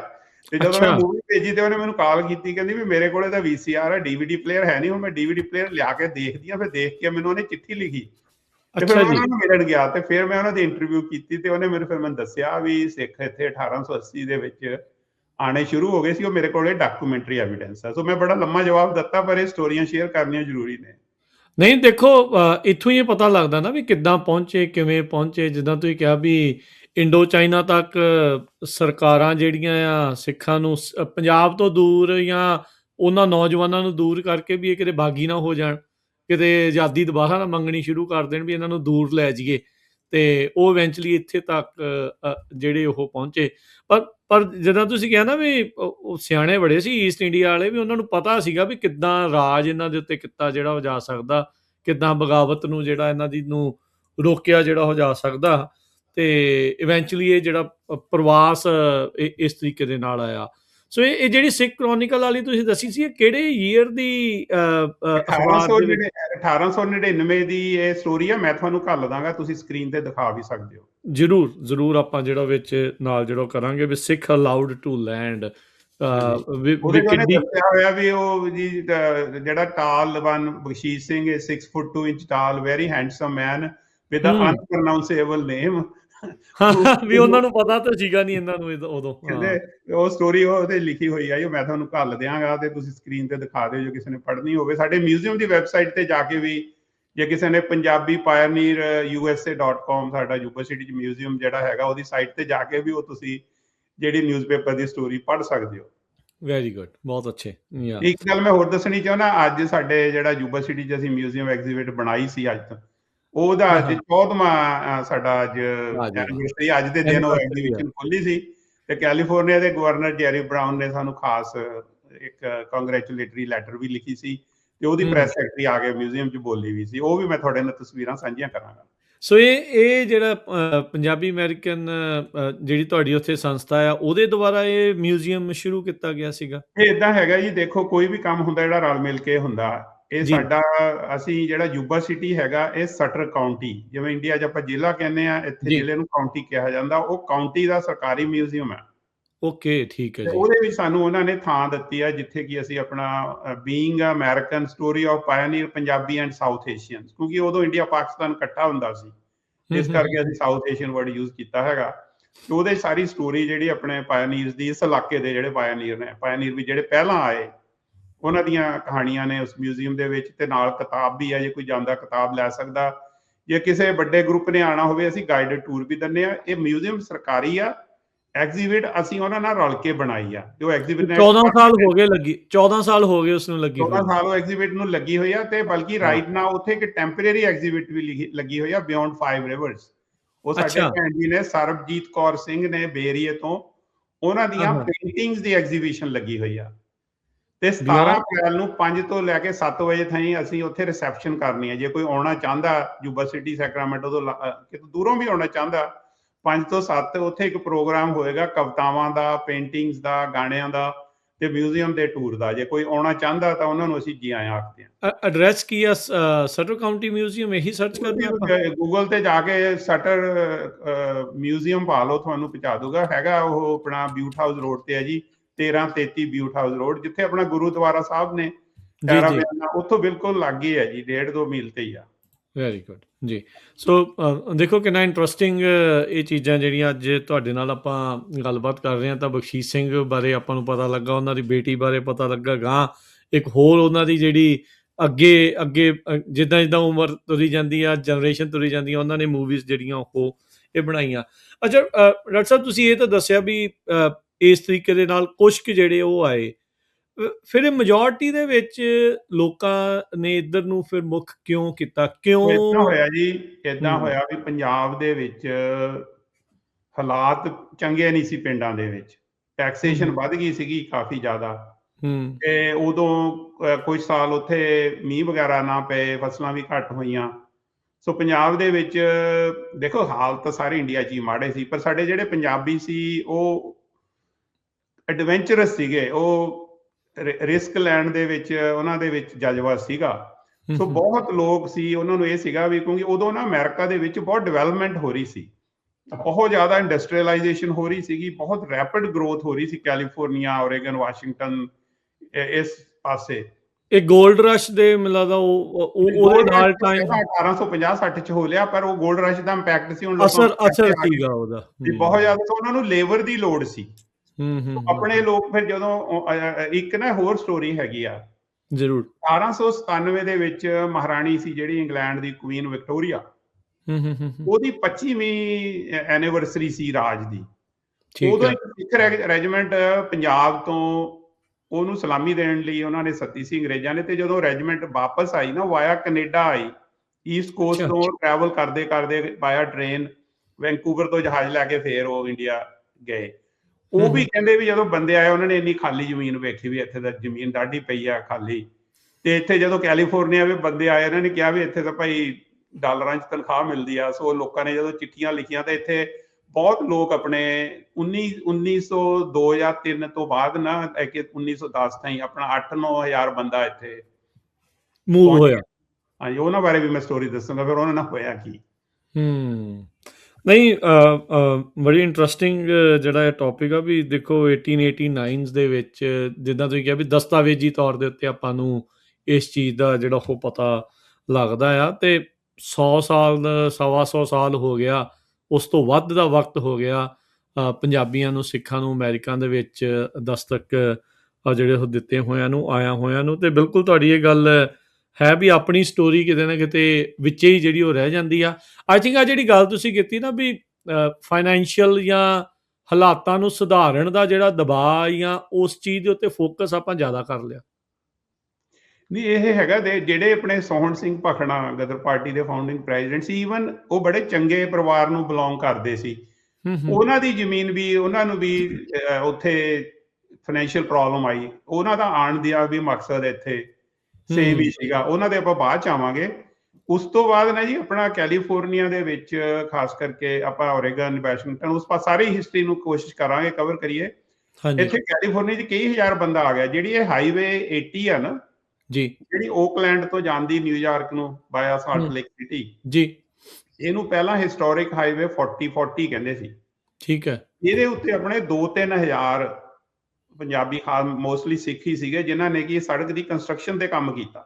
ਓ ਵਾਓ। ਆਪਾਂ ਨੂੰ ਇਹ ਤਾਂ ਪਤਾ ਵੀ ਚਾਈਨੀਜ਼ ਤੇ ਜੈਪਨੀਜ਼ ਲੇਬਰ ਬਾਰੇ ਕਾਫੀ ਕੁਝ ਮੂਵੀਆਂ ਵੀ ਬਣੀਆਂ, ਪਰ ਸਾਡੇ ਬਾਰੇ ਸਾਨੂੰ ਖੁਦ ਹੀ ਨਹੀਂ ਪਤਾ ਵੀ ਸਾਡੇ ਬਜ਼ੁਰਗਾਂ ਨੇ ਇਹ ਜਦੋਂ ਅਸੀਂ ਸੜਕ ਤੇ ਕਾਰ ਚਲਾਉਂਦੇ ਹਾਂ ਥੋੜਾ ਉਹਨਾਂ ਨੂੰ ਯਾਦ ਕਰੋ ਵੀ ਉਹ ਅੱਜ ਤੋਂ 125 ਸਾਲ ਪਹਿਲਾਂ ਉਹਨਾਂ ਦਾ ਪਸੀਨਾ ਵੀ ਡੁੱਲਿਆ ਹੋਇਆ ਹੈ ਸੜਕਾਂ ਤੇ। ਨਹੀਂ ਬਿਲਕੁਲ, ਦੇਖੋ ਰੇਲ ਰੋਡ ਵਾਲੀਆਂ ਜਿੱਦਾਂ ਤੁਸੀਂ ਦੱਸਿਆ ਵੀ ਉਹਨਾਂ ਦੀਆਂ ਬਹੁਤ ਆਉਂਦੀਆਂ ਆ। ਇੱਥੋਂ ਤੱਕ ਕਿ ਆਪਣੇ ਜਿਹੜੇ ਗਦਰੀ ਬਾਬੇ ਆ ਉਹਨਾਂ ਦੇ ਬਾਰੇ ਵੀ ਦੱਸਿਆ ਜਾਂਦਾ ਵੀ ਉਹਨਾਂ ਨੇ ਵੀ ਰੇਲ ਰੋਡ ਦੇ ਉੱਤੇ ਜਿਹੜਾ ਉਹ ਕੰਮ ਕੀਤਾ। ਹਰ ਤਰ੍ਹਾਂ ਦਾ ਹੀ ਕੰਮ ਜਿਹੜਾ ਹਰ ਤਰ੍ਹਾਂ ਦਾ ਜੀ, ਜਿੱਦਾਂ ਦਾ ਵੀ ਹਰ ਕੰਮ ਤਰ੍ਹਾਂ ਦਾ। ਮਿਲਿਆ ਕਿਉਂਕਿ ਜਿਹੜੇ ਆਪਣੇ ਜ਼ਿਆਦਾ ਲੋਕ ਆਏ, ਹੂੰ। ਜਿਹੜੇ ਤਾਂ ਸਟੂਡੈਂਟ ਸੀਗੇ ਚੰਗੇ ਘਰਾਂ ਤੋਂ ਆਉਂਦੇ ਸੀ ਬਰਕਲੀ ਯੂਨੀਵਰਸਿਟੀ 'ਚ, ਜਾਂ ਉਹ ਤਾਂ ਸਾਰੇ ਹਿੰਦੁਸਤਾਨ ਦੀਆਂ ਮਤਲਬ ਉਹ 'ਚ ਬੰਗਾਲੀ ਵੀ ਸੀ, ਹੋਰ ਸੀ ਮੁਸਲਮਾਨ, ਸਿੱਖ, ਹਿੰਦੂ, ਸਾਰੀਆਂ ਬਰਾਦਰੀਆਂ ਦੇ ਲੋਕ। ਉਹ ਬੜੇ ਥੋੜੀ ਗਿਣਤੀ ਸੀ ਉਹਨਾਂ ਦੀ, ਪਰ ਜਿਹੜੇ 95% ਲੋਕ ਸੀ ਕਿਰਤੀ ਲੋਕ ਸੀ ਕੰਮ ਕਰਨ ਵਾਲੇ ਜਿਨ੍ਹਾਂ ਨੇ ਹਾਰਡ ਲੇਬਰ ਕੀਤੀ, ਉਹ ਪੰਜਾਬ ਤੋਂ ਸੀ। ਮੈਜੋਰਟੀ 90% ਸਿੱਖ ਸੀਗੇ ਉਹ। ਨਹੀਂ ਠੀਕ ਹੈ। ਅੱਛਾ, ਇਸ ਤੋਂ ਬਾਅਦ ਦੇ ਵਿੱਚ ਡਾਕਟਰ ਕਾਂਗ ਤੁਸੀਂ ਥੋੜਾ ਦੱਸੋ ਵੀ ਇਹ ਹੁਣ ਜਦੋਂ ਇੱਥੇ ਆਏ ਤਾਂ ਸ਼ੁਰੂਆਤੀ ਦੌਰ ਦੇ ਜਿਹੜੇ ਪੰਜਾਬੀ ਆ ਜਾਂ ਸਿੱਖ ਆ ਉਹਨਾਂ ਨੂੰ ਕਿੱਦਾਂ ਦੇ ਜਿਹੜੀਆਂ ਸਟਰਗਲਸ ਆ ਜਾਂ ਕਿੱਦਾਂ ਦੀਆਂ ਚੀਜ਼ਾਂ ਦਾ ਸਾਹਮਣਾ ਕਰਨਾ ਪਿਆ? ਦੇਖੋ ਜੀ, ਕੰਮ ਤਾਂ ਮਿਲ ਜਾਂਦਾ ਸੀ ਕਿਉਂਕਿ ਆਪਣੇ ਬੰਦੇ ਮਿਹਨਤੀ ਸੀਗੇ। ਉਹ ਵੀ ਮੈਂ ਤੁਹਾਨੂੰ ਦੱਸਦਾ ਇੱਕ ਸਟੋਰੀ ਆ। ਇੱਕ ਨਾ ਪ੍ਰੋਫੈਸਰ ਹੋਏ ਨੇ, ਪ੍ਰੋਫੈਸਰ ਬਰੂਸ ਲਾਬਰੈਕ। ਠੀਕ ਹੈ ਜੀ। ਉਹ ਯੂਨੀਵਰਸਿਟੀ ਆਫ ਪੈਸੀਫਿਕਾ ਜਿਹੜੀ ਸਟਾਕਟਨ 'ਚ ਯੂਨੀਵਰਸਿਟੀ ਆ, ਉੱਥੇ ਉਹ ਐਂਥਰੋਪੋਲੋਜੀਕਲ ਹਿਸਟਰੀ ਦੇ ਪ੍ਰੋਫੈਸਰ ਰਹੇ ਨੇ। ਉਹਨਾਂ ਨੇ ਜਿਹੜੀ ਆਪਣੀ PhD ਕੀਤੀ ਸੀ ਉਹ ਖਾਸ ਕਰਕੇ ਸਿੱਖ ਕਮਿਊਨਿਟੀ ਯੂਬਾ ਸਿਟੀ ਤੇ ਕੀਤੀ ਸੀਗੀ। ਉਹਨਾਂ ਦੀ ਕਿਤਾਬ ਜਿਹੜੀ ਹੈਗੀ ਆ ਉਹ ਮੇਰੇ ਖਿਆਲ one of the most authentic work ਹੈਗਾ। ਠੀਕ ਹੈ। ਮੈਂ ਤੁਹਾਨੂੰ ਉਹਦੇ 'ਚ ਇੱਕ ਸਟੋਰੀ ਦੱਸਦਾ ਜਿਹੜੀ ਕਿ ਬੜੀ ਭਾਵੁਕ ਆ। ਉਹ ਕਹਿੰਦਾ ਵੀ ਪੰਜਾਬੀ ਸਿੱਖ ਬੰਦੇ ਉਤਰੇ ਆਏ, ਆਪਣਾ ਸਮੁੰਦਰੀ ਜਹਾਜ਼ ਤੋਂ ਉਤਰੇ ਆਏ ਜਦੋਂ ਜਿਹੜਾ ਐਂਜਲ ਆਈਲੈਂਡ ਆ ਸੈਨ ਫ੍ਰਿਸਕੋ, ਉੱਥੇ ਜਹਾਜ਼ ਉਤਰਦੇ ਸੀ ਤੇ ਉੱਥੇ ਉਹਨਾਂ ਨੂੰ ਉਹ ਕੁਆਰੰਟੀਨ ਕਰਦੇ ਸੀ। ਮਤਲਬ ਦੇਖਦੇ ਸੀ ਵੀ ਕੋਈ ਬਿਮਾਰੀ ਤਾਂ ਨਹੀਂ ਇਹਨੂੰ ਬੰਦੇ ਨੂੰ, ਤੇ ਜਾਂ ਇਹਦਾ ਕੋਈ ਰੈਕਟ ਤਾਂ ਨਹੀਂ ਖਰਾਬ। ਉਹ ਕਿਉਂਕਿ ਬ੍ਰਿਟਿਸ਼ ਗਵਰਨਮੈਂਟ ਕਾਫੀ ਨਿਗਾਹ ਰੱਖਦੀ ਸੀ ਉਹ ਤੇ, ਆਪਾਂ ਬਾਅਦ ਚ ਆਵਾਂਗੇ। ਬ੍ਰਿਟਿਸ਼ ਜੇ ਕੋਈ ਬਾਗੀ ਆਉਂਦਾ ਸੀ ਇੱਥੇ ਤਾਂ ਬ੍ਰਿਟਿਸ਼ ਗਵਰਨਮੈਂਟ ਪਹਿਲਾਂ ਹੀ ਇੱਥੇ ਤਾਰ ਭੇਜ ਦਿੰਦੀ ਸੀ। ਉਹ ਪੂਰਾ ਉੱਥੇ ਰੱਖਦੇ ਸੀ ਕੁਆਰੰਟੀਨ ਵਗੈਰਾ ਕਰਕੇ ਆਪਣੇ ਬੰਦਿਆਂ ਨੂੰ। ਕਈ ਵਾਪਸ ਵੀ ਮੋੜਿਆ ਉਹਨਾਂ ਨੇ। ਤਾਂ ਫਿਰ ਜਦੋਂ ਉਹ ਬੰਦੇ ਉੱਥੋਂ ਨਿਕਲੇ ਆਏ ਤਾਂ ਉਹ ਬੰਦੇ ਵਿਚਾਰੇ ਨੌਕਰੀ ਲੱਭਣ ਲੱਗੇ, ਉਹਨਾਂ ਨੂੰ ਨੌਕਰੀ ਨਾਲ ਲੱਭੀ ਏਰੀਏ ਦੇ ਵਿੱਚ। ਉਹ ਆਉਂਦੇ ਆਉਂਦੇ ਆ ਯੋਲੋ ਕਾਉਂਟੀ ਟੱਪ ਕੇ ਯੂਬਾ ਆਪਣੇ ਸਟਰ ਕਾਉਂਟੀ ਦੇ ਬਾਰਡਰ ਤੇ ਆ ਗਏ। ਉਹ ਇੰਨੇ ਨੂੰ ਉਹਨਾਂ ਦੇ ਪੈਸੇ ਵੀ ਮੁੱਕ ਗਏ ਤੇ ਖਾਣਾ ਵੀ ਮੁੱਕ ਗਿਆ। ਉੱਥੇ ਖੇਤ ਵਿੱਚ ਕੋਈ ਸਾਡੇ ਮੈਕਸੀਕਨ ਜਿਹੜਾ ਭਾਈਚਾਰਾ ਉਹ ਕੰਮ ਕਰ ਰਹੇ ਸੀ, ਤੇ ਉਹ ਆਪਣਾ ਇੱਕ ਬੰਦਾ ਜਿਹੜਾ ਅੰਗਰੇਜ਼ੀ ਬੋਲਦਾ ਸੀ ਉਹਨੇ ਜਾ ਕੇ ਉਹਨਾਂ ਦੇ ਫੋਰਮੈਨ ਨੂੰ ਕਿਹਾ ਵੀ ਭਾਈ ਸਾਨੂੰ ਕੰਮ ਦੇ ਦੇ। ਉਹ ਕਹਿੰਦਾ ਵੀ ਮੈਂ ਕੰਮ ਨਹੀਂ ਤੁਹਾਨੂੰ ਦੇ ਸਕਦਾ, ਬੌਸ ਨੂੰ ਪੁੱਛਣਾ ਪੈਣਾ। ਉਹ ਕਹਿੰਦੇ ਚੱਲ ਯਾਰ ਤੂੰ ਕੰਮ ਨਾ ਦੇ, ਸਾਨੂੰ ਰੋਟੀ ਉਹ ਦੇ ਦੇ, ਸਾਡੇ ਤਾਂ ਰੋਟੀ ਵੀ ਮੁੱਕ ਗਈ ਆ, ਅਸੀਂ ਤੇਰੇ ਨਾਲ ਕੰਮ ਕਰਾ ਦੇਣੇ। ਉਹ ਪ੍ਰੂਨਿੰਗ ਹੁੰਦੀ ਸੀ। ਠੀਕ ਹੈ। ਜਿਹੜੇ ਬੰਦੇ ਖੇਤੀਬਾੜੀ ਨਹੀਂ ਕਰਦੇ ਉਹਨਾਂ ਨੂੰ ਮੈਂ ਸਮਝਾ ਦਿੰਦਾ ਵੀ ਦਰਖਤਾਂ ਨੂੰ ਕੱਟਣਾ ਪੈਂਦਾ, ਟਾਹਣੀਆਂ ਨੂੰ, ਵੀ ਫਿਰ ਉਹ ਵਧੀਆ ਉੱਗਦੀਆਂ। ਉਹਨੂੰ ਪ੍ਰੂਨਿੰਗ ਕਹਿੰਦੇ ਅੰਗਰੇਜ਼ੀ ਚ, ਛਾਂਗਦੇ ਜਿਹਨੂੰ ਪੰਜਾਬੀ ਚ। ਸੋ ਉਹਨਾਂ ਨੇ 2-3 ਦਿਨਾਂ ਬਾਅਦ ਬੌਸ ਆ ਗਿਆ ਜੀ। ਜਦ ਅੱਛਾ। ਬੌਸ ਨੇ ਆ ਕੇ ਵੇਖਿਆ ਵੀ ਇੰਨੀ ਸੋਹਣੀ ਪ੍ਰੂਨਿੰਗ ਐਨ ਵਧੀਆ ਸਿਮੈਟ੍ਰੀਕਲ ਐਨ ਹੋਈ ਪਈ ਆ, ਉਹਨੇ ਪੁੱਛਿਆ ਉਹਨੂੰ ਵੀ ਇਹ ਬੰਦੇ ਕਿਹਨਾਂ ਨੇ ਕੀਤੀ ਬੜਾ, ਉਹ ਕਹਿੰਦਾ ਜੀ ਮੈਨੂੰ ਨਹੀਂ ਪਤਾ, ਇੱਥੇ ਥੋੜੇ ਰੈਗ ਹੈਡ ਬੰਦੇ ਸੀਗੇ, ਉਹਨਾਂ ਨੇ ਹੈਲਪ ਕੀਤੀ ਹੈ। ਕਹਿੰਦਾ ਤੂੰ ਉਹਨਾਂ ਨੂੰ ਰੱਖਿਆ ਕੰਮ ਤੇ? ਕਹਿੰਦਾ ਜੀ ਨਹੀਂ, ਮੈਂ ਕੰਮ ਤੇ ਤੁਹਾਡੇ ਬਿਨਾਂ ਪੁੱਛੇ ਨਹੀਂ ਸੀ ਰੱਖਣਾ, ਮੈਂ ਸਿਰਫ ਖਾਣਾ ਦੇ ਰਿਹਾ ਉਹਨਾਂ ਨੂੰ। ਹੂੰ, ਸੋ ਉਹਨਾਂ 'ਚ ਹੂੰ। ਜਿਹੜਾ ਬੰਦਾ ਅੰਗਰੇਜ਼ੀ ਬੋਲਦਾ ਸੀ, ਉਹਨੇ ਉਹਨਾਂ ਨੂੰ ਬੁਲਾ ਕੇ ਕਿਹਾ ਵੀ ਭਾਈ ਤੁਹਾਡੇ ਨਾਲ ਹੋਰ ਰੈਗ ਹੈਡ ਕਿੰਨੇ ਕੁ ਹੈਗੇ? ਉਹ ਕਹਿੰਦੇ ਜੀ ਸਾਡੇ ਇੱਥੇ ਤਾਂ ਨਹੀਂ, ਉੱਥੇ ਬੇਰੀਏ 'ਚ। ਕਹਿੰਦਾ ਸਾਰਿਆਂ ਨੂੰ ਲਿਆਓ, ਸਾਰਿਆਂ ਨੂੰ ਹੀ ਨੌਕਰੀ ਦੇਤੀ ਜੀ ਉਹਨੇ। ਅੱਛਾ, ਉਦੋਂ ਰੈਗ ਹੈਡ ਕਹਿੰਦੇ ਸੀਗੇ, ਅੱਜ ਵੀ ਰੈਗ ਹੈਡ ਕਦੀ-ਕਦੀ। ਨੂੰ ਕਿ ਹੂੰ, ਸਿਰ ਹੂੰ। ਤੇ ਕੱਪੜਾ ਬੰਨਿਆ ਜੀ, ਤੇ ਕੱਪੜਾ ਉਹ ਬੰਨ੍ਹਿਆ। ਕੰਮ ਕਰਕੇ, ਕਿਉਂਕਿ ਉਹਨਾਂ ਨੇ ਕੰਮ ਬਹੁਤ ਸੋਹਣਾ ਕੀਤਾ। ਤੇ ਹੂੰ। ਅਸੀਂ ਕੁਝ ਸਾਲ ਪਹਿਲਾਂ ਮੇਲੇ ਤੇ ਉਹ ਫੈਮਿਲੀ ਜਿਹੜੀ ਗੋਰਿਆਂ ਦੀ ਫੈਮਿਲੀ ਨੂੰ ਅਸੀਂ ਓਨਰ ਵੀ ਕੀਤਾ ਸੀ। ਅੱਛਾ, ਠੀਕ ਆ, ਕਿਉਂਕਿ ਵੀ ਤੁਸੀਂ ਜਿਨ੍ਹਾਂ ਨੇ ਸਾਡੇ ਕੰਮ ਗੋਰਿਆਂ ਦਿੱਤਾ ਨੂੰ ਸੀਗਾ ਉਸ ਨੌਕਰੀਆਂ ਟਾਈਮ। ਦਿੱਤੀਆਂ, ਹਾਂਜੀ। ਇਹ ਕਿਹੜੇ ਈਅਰ ਦੀ ਗੱਲ ਆ ਡਾਕਟਰ ਸਾਹਿਬ? ਇਹ ਮੇਰੇ ਕੋਲ ਐਗਜ਼ੈਕਟ ਡੇਟ ਨਹੀਂ ਜੀ, ਇਹ ਬੁੱਕ ਜਿਹੜੀ ਪ੍ਰੂਸਲਾ ਬ੍ਰੈਕ ਦੀ, ਉਹਦੇ 'ਚ ਉਹਨੇ ਲਿਖਿਆ ਹੋਇਆ। ਉਹਨੇ ਤੇ ਕਹਾਣੀ ਕਹਿਣ ਦਾ ਦੱਸੀ ਹੈ। ਮਤਲਬ ਇਹ ਹੈਗਾ ਵੀ ਚੰਗੇ ਲੋਕ ਵੀ ਸੀਗੇ, ਚਲੋ ਉਹ ਤਾਂ ਮੈਂ ਤੁਹਾਨੂੰ ਬਾਅਦ ਬਾਅਦ ਦੇ ਵਿੱਚ ਦੱਸਦਾ ਵੀ ਬਹੁਤੇ ਲੋਕ ਸੀ ਜਿਹੜੇ ਆਪਣੇ ਉਹਨਾਂ ਨੇ ਮਜ਼ਦੂਰੀਆਂ ਕੀਤੀਆਂ ਸੜਕਾਂ ਤੇ, ਲੰਬਰ ਮਿਲ, ਖੇਤਾਂ ਦੇ ਵਿੱਚ। ਕੈਲੀਫੋਰਨੀਆ ਜ਼ਿਆਦਾ ਫਾਰਮਿੰਗ ਸੀਗੀ, ਓਰੇਗਨ 'ਚ ਜ਼ਿਆਦਾ ਲੰਬਰ, ਵਾਸ਼ਿੰਗਟਨ 'ਚ ਵੀ ਲੰਬਰ ਸੀ। ਤੇ ਜਿੱਦਾਂ ਦਾ ਵੀ ਉਹਨਾਂ ਨੂੰ ਵਿਚਾਰਿਆਂ ਨੂੰ ਕੰਮ ਮਿਲਿਆ, ਉਹਨਾਂ ਨੇ ਉਹ ਕੰਮ ਕੀਤਾ। ਹੂੰ। ਸੋ ਇੰਟਰਸਟਿੰਗ ਜਿਹੜੀਆਂ ਇਹ ਗੱਲਾਂ ਸੀਗੀਆਂ। ਇਹ ਉਸ ਟਾਈਮ ਦਾ ਦੌਰ ਹੈ ਜਦੋਂ ਤੁਸੀਂ ਕਹਿੰਦੇ ਸੀਗੇ ਵੀ 1900 ਦੇ ਸ਼ੁਰੂਆਤ ਦੇ ਵਿੱਚ ਸ਼ੁਰੂਆਤ ਦੇ ਵਿੱਚ 800,000 ਬੰਦੇ ਆ ਏਦਾਂ ਚੁੱਕੇ ਗਿਆ ਜੀ, ਸੀਗੇ। ਜੇ ਮੈਂ ਇਹ ਸਾਡੇ ਜੁਬਾ ਸਿਟੀ ਦੀ ਸਟੋਰੀ ਆ। ਇੱਥੇ ਸਾਡੇ ਬੰਦੇ ਮੇਰੇ ਖਿਆਲ 9000 1903-4 ਚ ਆਉਣੇ ਸ਼ੁਰੂ ਹੋਏ। ਜਿਹੜੇ ਯੂਬਾ ਆਪਣੇ ਸਿਟੀ ਦੇ। ਦਦਾਰ ਸਿੰਘ ਉਹਨਾਂ ਦੇ ਇਨ-ਲਾਜ਼ ਸੀਗੇ, ਪੁਨੀਅਨ ਫੈਮਿਲੀ। ਹੂੰ, ਹੂੰ। ਉਹ 1900 ਮੇਰੇ ਖਿਆਲ 6 ਦੇ ਜੁਬਾ ਸਿਟੀ ਚ ਆਏ ਹੋਏ ਨੇ। ਤੇ ਇੱਥੇ ਹੂੰ। ਮੈਂ ਤੁਹਾਨੂੰ ਇੱਕ ਹੋਰ ਸਟੋਰੀ ਦੱਸਦਾ ਜਿਹੜੀ ਕਿ ਜ਼ਰੂਰ। ਜੁਬਾ ਸਿਟੀ ਨਾਲ ਸੰਬੰਧਿਤ ਆ। ਹੂੰ, 1907 ਦੇ ਵਿੱਚ ਹੂੰ। ਇੱਕ ਸ਼ਹਿਰ ਆ ਬੈਲਹਿੰਗਮ, ਜਿਹੜਾ ਕਿ ਸਿਆਟਲ ਤੋਂ ਜਦੋਂ ਕੈਨੇਡਾ ਨੂੰ ਜਾਈਦਾ ਰਸਤੇ 'ਚ ਆਉਂਦਾ, ਕੈਨੇਡਾ ਦੇ ਬਾਰਡਰ ਤੋਂ 40-45 ਮੀਲ ਉਹ ਸ਼ਹਿਰ ਹੈਗਾ। ਹੂੰ। ਉੱਥੇ ਆਪਣਾ ਕੋਈ 300 ਬੰਦਾ ਰਹਿੰਦਾ ਸੀਗਾ ਜੀ, ਕੰਮ ਕਰਦਾ ਸੀ। ਜੀ। ਹੂੰ, ਹੂੰ। ਕੀ ਹੋਇਆ, ਰਾਤ ਨੂੰ ਉਸ ਸ਼ਹਿਰ ਦੇ ਜਿਹੜੇ ਜ਼ਿਆਦਾਤਰ ਗੋਰੇ ਹੀ ਸੀ ਲੋਕ, ਉਹ ਇਕੱਠੇ ਹੋ ਕੇ ਆਏ। ਉਹਨਾਂ ਨੇ ਆਪਣੇ ਲੋਕਾਂ ਨੂੰ ਨਾ ਕੁੱਟ ਮਾਰ ਕੇ ਕਿਹਾ ਵੀ ਤੁਸੀਂ ਇੱਥੋਂ ਚਲੇ ਜਾਓ, ਭੱਜ ਜਾਓ। ਵੀ ਸ਼ਹਿਰ ਛੱਡ ਜਾਓ। ਹੂੰ। ਤੇ ਉਹ ਆਪਣੇ ਬੰਦੇ ਹੁਣ ਵਿਚਾਰੇ ਕੀ ਕਰਦੇ, ਉਹਨਾਂ ਨੇ ਆਪਣਾ ਜੋ ਵੀ ਕਿਸੇ ਨੇ ਕੁਝ ਚੱਕਿਆ ਜੀ, ਉਹਨਾਂ ਨੂੰ ਰਾਤ ਨੂੰ ਉਹਨਾਂ ਨੇ, ਪੁਲਿਸ ਨੇ ਉਹਨਾਂ ਨੂੰ ਜੇਲ੍ਹ 'ਚ ਰੱਖ ਲਿਆ ਵੀ ਇਹਨਾਂ ਨੂੰ ਕੋਈ ਮਾਰ ਮੂਰ ਨਾ ਦੇਵੇ। ਚਲੋ ਹੂੰ। ਐਟਲੀਸਟ ਕੋਈ ਜਾਨੀ ਨੁਕਸਾਨ ਨਹੀਂ ਹੋਇਆ ਉਸ ਦਿਨ। ਠੀਕ ਹੈ। ਦਸੰਬਰ ਦੀ ਗੱਲ ਆ, ਲੇਬਰ ਡੇ ਵਾਲੇ ਦਿਨ ਦੀ ਗੱਲ, 1907 ਦੀ। ਉਹਨਾਂ ਹੂੰ। ਨੂੰ ਜੇ ਤੁਸੀਂ ਗੂਗਲ ਕਰਕੇ ਦੇਖੋ ਤਾਂ ਐਂਟੀ ਹਿੰਦੂ ਰਾਈਟਸ ਆਫ 19 ਉਸ ਬਿਲਿੰਗਮ ਕਿਹਾ ਜਾਂਦਾ। ਉਹ ਵਜ੍ਹਾ ਇਹ ਸੀ ਵੀ ਜਿਹੜੇ ਹਿੰਦੁਸਤਾਨ ਤੋਂ ਲੋਕ ਆਉਂਦੇ ਸੀ, ਸਾਰਿਆਂ ਨੂੰ ਹਿੰਦੂ ਕਿਹਾ ਜਾਂਦਾ ਸੀ, ਜਦੋਂ ਕਿ ਉਹ ਜ਼ਿਆਦਾਤਰ ਸਿੱਖ ਸੀਗੇ। ਉਹਨਾਂ ਦੇ ਵਿੱਚ ਕੁਛ ਦੂਜੇ ਵੀ ਸੀਗੇ ਸਾਡੇ ਸਿੱਖ, ਹਿੰਦੂ ਤੇ ਮੁਸਲਿਮ ਭਰਾ ਵੀ ਸੀ, ਭੈਣਾਂ ਤਾਂ ਨਹੀਂ ਸੀਗੀਆਂ। ਜ਼ਿਆਦਾ ਬੰਦੇ ਹੀ ਆਉਂਦੇ ਸੀ ਉਦੋਂ, ਹਾਂਜੀ। ਕਿਉਂਕਿ ਪਰਿਵਾਰ ਨੂੰ ਲਿਆਣ ਨਹੀਂ ਸੀ ਹਿੰਦੂ। ਦਿੱਤਾ ਜਾਂਦਾ। ਹੂੰ, ਤੋ ਹੂੰ। ਉਹਨਾਂ ਵਿੱਚੋਂ 5 ਫੈਮਲੀਆਂ, 5 ਫੈਮਲੀਆਂ ਨਹੀਂ, ਸੌਰੀ 5 ਬੰਦੇ, 5 ਜੌ ਸੀ ਉਹਨਾਂ ਦੇ ਲਾਸਟ ਨੇਮ। ਉਹ ਜੁਬਾ ਅੱਛਾ, ਸਿਟੀ ਮੂਵ ਹੋਏ 1907 ਚ। ਉਸ ਤੋਂ ਉਹਨਾਂ ਬਾਅਦ 'ਚ। ਵਿੱਚੋਂ ਇੱਕ ਪਰਿਵਾਰ ਦਾ ਹੈਗਾ ਕੁੱਲੀ ਸਿੰਘ ਜੌਲ ਸੀਗੇ। ਹੂੰ, ਹੂੰ। ਉਹਨਾਂ ਦਾ ਬੇਟਾ ਡਾਕਟਰ ਜੌਲ ਸਿੰਘ ਪਹਿਲਾ ਸਿੱਖ ਡਾਕਟਰ ਬਣਿਆ ਇਸ ਸ਼ਹਿਰ ਦੇ ਵਿੱਚ। ਡਾਕਟਰ ਅੱਛਾ। ਜੌਲ 102 ਸਾਲ ਦੀ ਉਹਨਾਂ ਦੀ ਉਮਰ ਆ, ਅਜੇ ਵੀ ਚੜ੍ਹਦੀ ਕਲਾ 'ਚ ਨੇ। ਉਹ ਜੁਬਾ ਸਿਟੀ ਹੂੰ। 'ਚ ਰਹਿੰਦੇ ਨੇ। ਤੇ ਜਿਹੜਾ ਦੂਜਾ ਸੀਗਾ ਜਿਨ੍ਹਾਂ ਨੂੰ ਮੈਂ ਜਾਣਦਾ, ਉਹ ਸਾਡੇ ਸੁਸਾਇਟੀ ਦੇ ਪ੍ਰੈਜ਼ੀਡੈਂਟ ਨੇ, ਕੁਲਵੰਤ ਸਿੰਘ ਜੌਲ। ਉਹਨਾਂ ਦੇ ਠੀਕ ਹੈ। ਦਾਦਾ ਜੀ ਸੀਗੇ ਆਨੰਦ ਸਿੰਘ ਜੌਲ। ਹੂੰ, ਹੂੰ, ਹੂੰ, ਹੂੰ। ਤੇ ਇਹ ਹੋਇਆ ਕੀ ਵੀ ਅੱਜ ਤੋਂ ਕੋਈ 10 ਕੁ ਸਾਲ ਪਹਿਲਾਂ ਨਾ, ਬਿਲਿੰਗਮ ਸ਼ਹਿਰ ਵਾਲਿਆਂ ਨੂੰ ਇਹ ਮਹਿਸੂਸ ਹੋਇਆ ਵੀ ਅਸੀਂ ਬਹੁਤ ਵੱਡੀ ਗਲਤੀ ਕੀਤੀ। ਹੂੰ।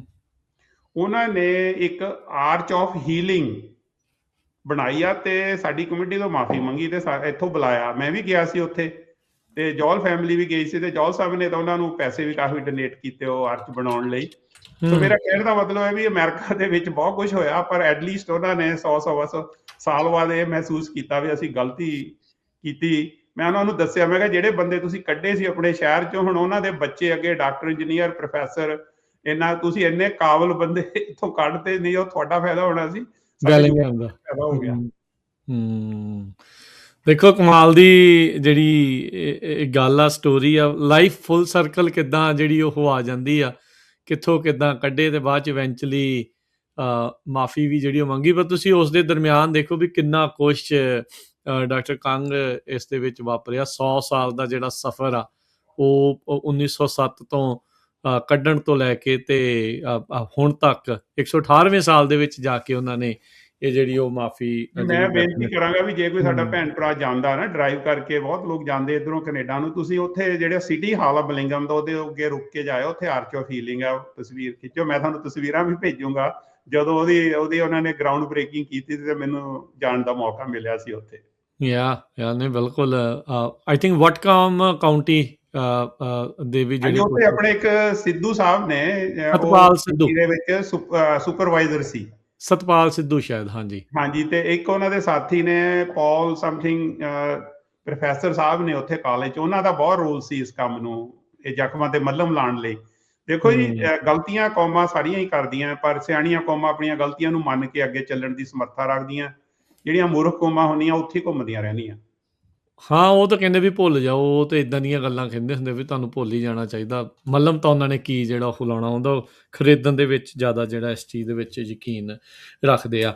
ਇਹ ਡਾਕਟਰ ਕੰਗ ਵੀ ਸ਼ੁਰੂਆਤ ਦੇਖੋ ਇਹਨਾਂ ਦੀ ਇਸ ਤਰੀਕੇ ਦੇ ਨਾਲ ਆਪਣੀ ਜਿਹੜੀ ਕਮਿਊਨਿਟੀ ਦੀ ਇੱਥੇ ਆਉਂਦੀ ਆ, ਪੰਜਾਬ ਨੂੰ ਛੱਡ ਕੇ ਇੱਥੇ ਆਉਣਾ ਪੈ ਰਿਹਾ। ਉੱਥੇ ਵੀ ਹਾਲਾਤ ਜਿਹੜੇ ਨਾਸਾਜ਼ ਸੀਗੇ, ਇੱਥੇ ਵੀ ਆ ਕੇ ਕਈ ਤਰੀਕੇ ਦੀਆਂ ਜਿਹੜੀਆਂ ਚੁਣੌਤੀਆਂ ਆ ਉਹ ਉਸ ਦੇ ਵਿੱਚੋਂ ਜਿਹੜਾ ਉਹ ਲੰਘਣਾ ਪਿਆ। ਪਰ ਇੱਕ ਚੀਜ਼ ਜਿਹੜੀ ਆਪਾਂ ਡਾਕਟਰ ਕੰਗ ਇਹ ਵੀ ਜਿਹੜੀ ਦੇਖੀ ਆ, ਪਰ ਵਿੱਚੋਂ ਸੀਗੇ ਕੁਛ ਅਜਿਹੇ ਜਿਹੜੇ ਲੋਕ ਆ, ਜਿੱਦਾਂ ਹੁਣ ਇਸੇ ਹੀ ਕੜੀ ਦੇ ਵਿੱਚੋਂ ਆਪਾਂ ਗਦਰ ਪਾਰਟੀ, ਸੋਹਣ ਸਿੰਘ ਭਕਨਾ, ਉਹ ਸਾਰੇ ਜਾਣੇ, ਕਰਤਾਰ ਸਿੰਘ ਸਰਾਭਾ, ਬਾਕੀ ਸਾਰੇ ਜਾਣੇ ਇਹ ਇਸੇ ਹੀ ਸਟਰਗਲ ਦੇ ਵਿੱਚੋਂ ਨਿਕਲਦੇ ਹੋਏ ਦੇਖਦੇ ਆ। ਮੈਂ ਉੱਥੇ ਆ ਰਿਹਾ ਜੀ, ਉਹ ਹੋਇਆ ਕਿ ਹੁਣ ਤੁਸੀਂ ਪਹੁੰਚ ਗਏ ਹੋ ਇੱਥੇ, ਅਮਰੀਕਾ 'ਚ ਆ ਗਏ ਹੋ। ਮੈਂ ਆਪਾਂ ਅਮਰੀਕਾ ਦੀ ਗੱਲ ਕਰਦੇ ਹਾਂ।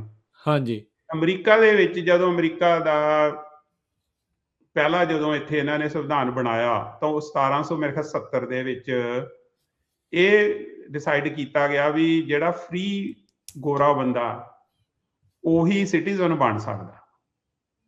ਅੱਛਾ, ਇੱਕ ਚੀਜ਼ ਇਸ ਤੋਂ ਪਹਿਲਾਂ, ਇੱਥੇ ਜਾਣ ਤੋਂ ਪਹਿਲਾਂ, ਜਦੋਂ ਇਹ ਉਤਰਦੇ ਸੀ ਉਦੋਂ ਜਿੱਦਾਂ ਤੁਸੀਂ ਕਿਹਾ ਵੀ ਕੁਆਰੰਟਾਈਨ ਕਰਕੇ, ਪਰ ਇਹਨਾਂ ਨੂੰ ਰੱਖ ਲਿਆ ਜਾਂਦਾ ਸੀਗਾ ਸਿਰਫ ਕੰਮ ਕਰਨ ਦੀ ਮੋਹਲਤ ਵਗੈਰਾ? ਮਾਈਗ੍ਰੈਂਟ ਲੇਬਰਰ ਸੀਗੇ ਜੀ, ਕੋਈ ਉਹਨਾਂ ਕੋਲੇ ਕੋਈ ਪੱਕਾ ਕਾਗਜ਼ ਨਹੀਂ ਸੀ, ਕੋਈ ਇਮੀਗ੍ਰੇਸ਼ਨ ਨਹੀਂ ਸੀ, ਕੁਛ ਨਹੀਂ ਸੀ। ਕੁਛ ਨਹੀਂ ਉੱਥੇ ਹੀ ਆ ਰਹੇ ਆ, ਉਸੇ ਚੀਜ਼ ਤੇ ਆ ਰਿਹਾ ਮੈਂ। ਉਸਦੀ ਬੈਕਗ੍ਰਾਉਂਡ ਸਮਝਣੀ ਬੜੀ ਜ਼ਰੂਰੀ ਹੁੰਦੀ ਆ। ਕਈ ਵਾਰੀ ਨਾ ਸਾਡੇ ਲੋਕਾਂ ਨੂੰ ਕੀ ਕਹਿੰਦੇ ਹੁੰਦੇ ਆ ਨਾ, ਥੋੜੀ ਗੱਲ ਪਤਾ ਹੁੰਦੀ, ਪੂਰੀ ਗੱਲ ਨਹੀਂ ਪਤਾ। ਤੇ ਅੱਜ ਕੱਲ ਵੀ ਕਈ ਲੋਕ ਬੜੇ ਭਾਵੁਕ ਹੋ ਜਾਂਦੇ ਆ ਬਿਨਾਂ ਕਿਸੇ ਗੱਲ ਨੂੰ ਸਮਝੇ। ਕਿਉਂਕਿ ਮੈਂ ਤਾਂ ਐਜ਼ ਅ ਡਾਕਟਰ ਬਿਮਾਰੀ ਨੂੰ ਡਾਇਗਨੋਜ਼ ਕਰਨ ਦੀ ਜਿਹੜੀ ਜ਼ਿਆਦਾ ਜ਼ਰੂਰਤ ਸਮਝਦਾ। ਇਲਾਜ ਤਾਂ ਤੁਸੀਂ ਕਰ ਲੈਂਦੇ ਹੋ, ਪਹਿਲਾਂ ਬਿਮਾਰੀ ਨੂੰ ਪਛਾਣਨਾ ਜ਼ਰੂਰੀ ਹੁੰਦਾ। ਡਾਇਗਨੋਸ ਜ਼ਰੂਰੀ ਹੈ ਜੀ। ਡਾਇਗਨੋਸ, ਸਹੀ ਡਾਇਗਨੋਸਿਸ ਹੋਣਾ ਜ਼ਰੂਰੀ ਹੈ। ਗਲਤ ਡਾਇਗਨੋਸਿਸ ਬਣਾਓਗੇ ਤਾਂ ਗਲਤ ਇਲਾਜ ਹੋ ਜਾਏਗਾ, ਗਲਤ ਹੋ ਜਾਂਦਾ ਜੀ ਜੀ। ਸੋ ਇਹ 1700 ਮੇਰੇ ਖਿਆਲ 1770 ਦੇ ਵਿੱਚ ਹੀ ਜਦੋਂ ਬਣਾਇਆ ਗਿਆ ਪਹਿਲਾ ਸੰਵਿਧਾਨ, ਉਹਦੇ 'ਚ ਉਹਨਾਂ ਨੇ ਫ੍ਰੀ ਵਾਈਟ ਮੈਨ ਨੂੰ ਅਮਰੀਕਾ ਦੇ ਵਿੱਚ ਸਿਟੀਜ਼ਨ ਬਣਨ ਦਾ ਹੱਕ ਦਿੱਤਾ। ਜਦੋਂ ਸਿਵਲ ਵਾਰ ਹੋਈ ਉਸ ਤੋਂ ਬਾਅਦ 100 ਸਾਲ ਬਾਅਦ, ਉਦੋਂ ਫਿਰ ਜਿਹੜੇ ਅਫਰੀਕਾ ਮੂਲ ਦੇ ਲੋਕ ਸੀ ਉਹਨਾਂ ਨੂੰ ਵੀ ਸਿਟੀਜ਼ਨ ਬਣਨ ਦਾ ਹੱਕ ਦੇ ਦਿੱਤਾ ਗਿਆ। ਤੁਹਾਨੂੰ ਪਤਾ ਵੀ ਅਮਰੀਕਾ 'ਚ ਬਹੁਤ ਵੱਡੀ ਸਿਵਲ ਵਾਰ ਹੋਈ ਸੀ ਤੇ ਜਿਹਦੇ ਵਿੱਚ ਸਲੇਵਰੀ ਨੂੰ, ਇੱਥੇ ਜੋ ਸੀ ਕਾਲੇ ਲੋਕਾਂ ਨੂੰ ਗੁਲਾਮਾਂ ਦੀ ਤਰ੍ਹਾਂ ਰੱਖਿਆ ਜਾਂਦਾ ਸੀ, ਉਹ ਲੜਾਈ ਤੋਂ ਬਾਅਦ ਖਤਮ ਕੀਤੀ ਗਈ ਜੀ। ਤੇ ਇਹ ਬਹੁਤ ਮਤਲਬ ਬਹੁਤ ਇੰਪੋਰਟੈਂਟ ਹਿਸਟਰੀ ਅਮਰੀਕਾ ਦੀ। ਉਦੋਂ ਭਰਾ ਨਾਲ ਲੜਿਆ ਇੱਕ ਅਸੂਲ ਪਿੱਛੇ ਵੀ, ਅਸੀਂ ਇਹ ਗੁਲਾਮੀ ਨੂੰ ਖਤਮ ਕਰਨਾ। ਨਾਰਥ ਤੇ ਸਾਊਥ ਦੀ ਇੱਥੇ ਅਮਰੀਕਾ 'ਚ ਇੱਕ ਬਹੁਤ ਵੱਡੀ ਸਿਵਲ ਵਾਰ ਹੋਈ ਸੀ। ਸੋ ਹੁਣ ਆਪਣੇ ਬੰਦੇ ਇੱਥੇ ਆ ਗਏ ਨੇ ਤੇ ਤੁਸੀਂ ਕੰਮਕਾਰ ਤਾਂ ਕਰ ਸਕਦੇ ਹੋ, ਪਰ ਤੁਸੀਂ ਸਿਟੀਜ਼ਨ ਨਹੀਂ ਬਣ ਸਕਦੇ। ਠੀਕ ਹੈ, ਸਿਟੀਜ਼ਨ ਨਹੀਂ ਬਣ ਸਕਦੇ, ਵੋਟ ਨਹੀਂ ਪਾ ਸਕਦੇ, ਤੇ ਫਿਰ ਤੁਸੀਂ ਪ੍ਰਾਪਰਟੀ ਵੀ ਨਹੀਂ ਖਰੀਦ ਸਕਦੇ। ਛੋਟੀਆਂ ਮੋਟੀਆਂ ਚੀਜ਼ਾਂ ਤਾਂ ਲੈ ਲੈਂਦੇ ਸੀ ਲੋਕ। ਸੋ ਜਿਹੜਾ ਪਹਿਲੀ ਪ੍ਰਾਪਰਟੀ ਆਪਣੇ ਬੰਦਿਆਂ ਨੇ ਲਈ, ਉਹ ਆਪਣੇ ਦੋ ਸੀਗੇ ਜੀ ਬੜੇ ਮਸ਼ਹੂਰ, ਜਵਾਲਾ ਸਿੰਘ ਤੇ ਮੇਰੇ ਖਿਆਲ ਵਿਸਾਖਾ ਸਿੰਘ।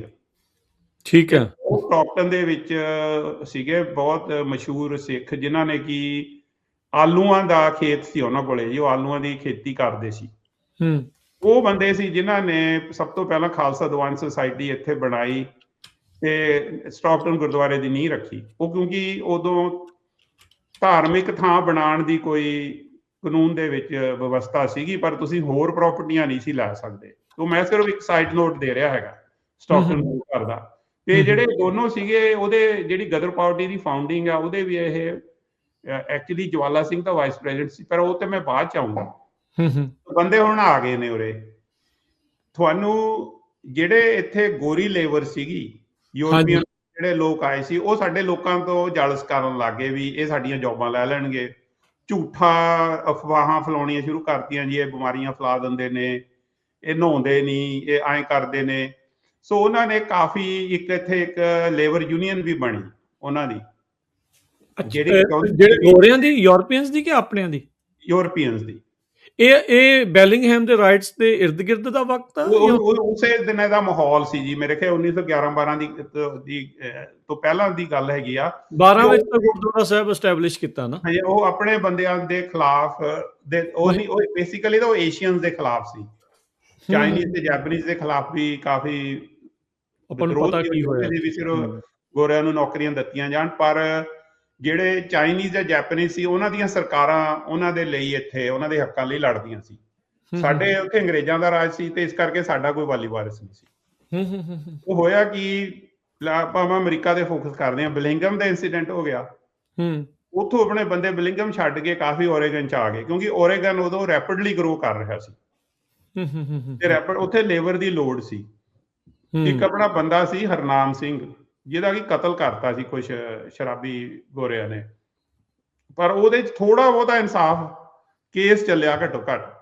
ਸੋ ਆਪਣੇ ਬੰਦਿਆਂ ਨੂੰ ਹੋ ਗਿਆ ਵੀ ਸ਼ਾਇਦ ਓਰੇਗਨ ਦੇ ਵਿੱਚ ਥੋੜਾ ਜਿਹਾ ਕਾਨੂੰਨ ਦੀ ਗੱਲਬਾਤ ਹੈਗੀ ਆ, ਕਿਉਂਕਿ ਦੂਜੀ ਜਗ੍ਹਾ ਬਿਲਿੰਗਮ ਤਾਂ ਕਿਸੇ ਦੇ ਕੇਸ ਨਹੀਂ ਚੱਲਿਆ, ਕੁਝ ਨਹੀਂ ਹੋਇਆ। ਫੇਰ ਕੀ ਹੋਇਆ, ਉੱਥੇ ਇੱਕ ਸੇਂਟ ਜੌਨ ਸ਼ਹਿਰ ਆ ਪੋਰਟਲੈਂਡ ਦੇ ਲਾਗੇ, ਹੁਣ ਤਾਂ ਪੋਰਟਲੈਂਡ ਚ ਹੀ ਆ ਗਿਆ ਜੀ, ਆਈ ਕੁਝ ਉੱਥੇ ਹੋਇਆ। ਫਿਰ ਆਪਣੇ ਬੰਦਿਆਂ ਨੂੰ ਆ ਕੇ ਕੁੱਟ ਮਾਰ ਕੇ ਕੱਢਤਾ ਉੱਥੋਂ।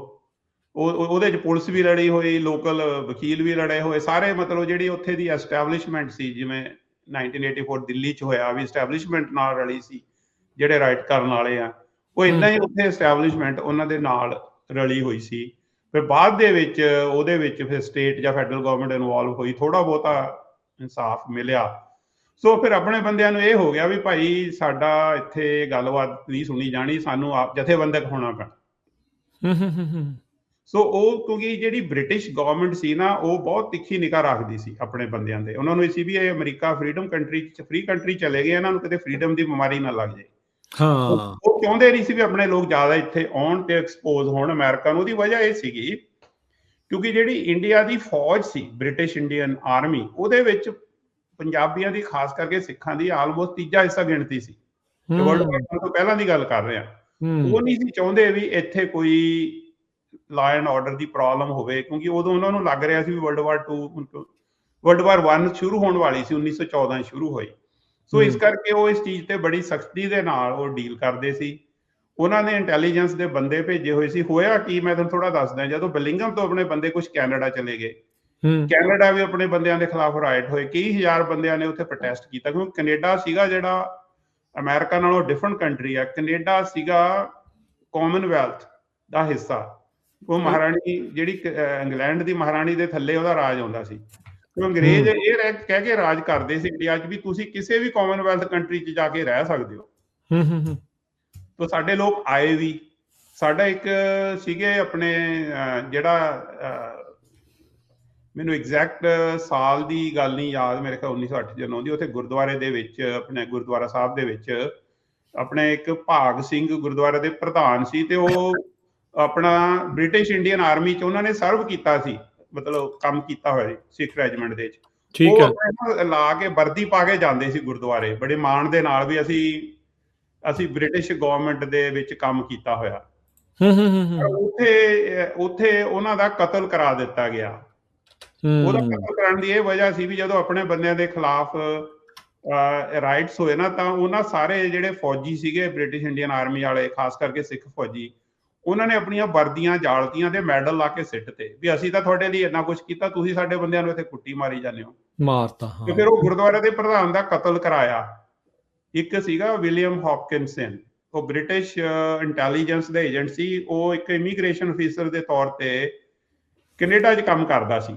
ਉਹਦਾ ਕੰਮ ਹੀ ਇਹ ਸੀ ਨਜ਼ਰ ਰੱਖਣਾ ਸੀਗਾ, ਉਹ ਇੰਟੈਲੀਜੈਂਸ। ਤੇ ਉਹ ਕਿਉਂਕਿ ਉਹਦੀ ਜਿਹੜੀ ਮਾਂ ਭਾਰਤੀ ਸੀਗੀ ਤੇ ਉਹਨੂੰ ਹਿੰਦੀ, ਪੰਜਾਬੀ, ਇੰਗਲਿਸ਼, ਉਰਦੂ, ਕਈ ਜਵਾਨਾਂ ਬੰਗਾਲੀ ਵਗੈਰਾ ਬੋਲ ਲੈਂਦਾ ਸੀ। ਸੋ ਉਹ ਆਪਣੇ ਲੋਕਾਂ ਦੇ ਬੜੀ, ਉਹਨੇ ਇੱਕ ਕੋਈ ਬੰਦਾ ਸੀ ਮੇਰੇ ਖਿਆਲ ਭੇਲਾ ਸਿੰਘ, ਕੋਈ ਖਰੀਦ ਲਿਆ, ਭੇਲਾ ਸਿੰਘ ਜਿਆਨ, ਹਾਂਜੀ। ਉਹਨੇ ਫਿਰ ਉਹਦਾ ਜੀ ਉਹ ਆਪਣੇ ਗੁਰਦੁਆਰੇ ਦੇ ਵਿੱਚ ਗੋਲੀ ਚਲਵਾਈ।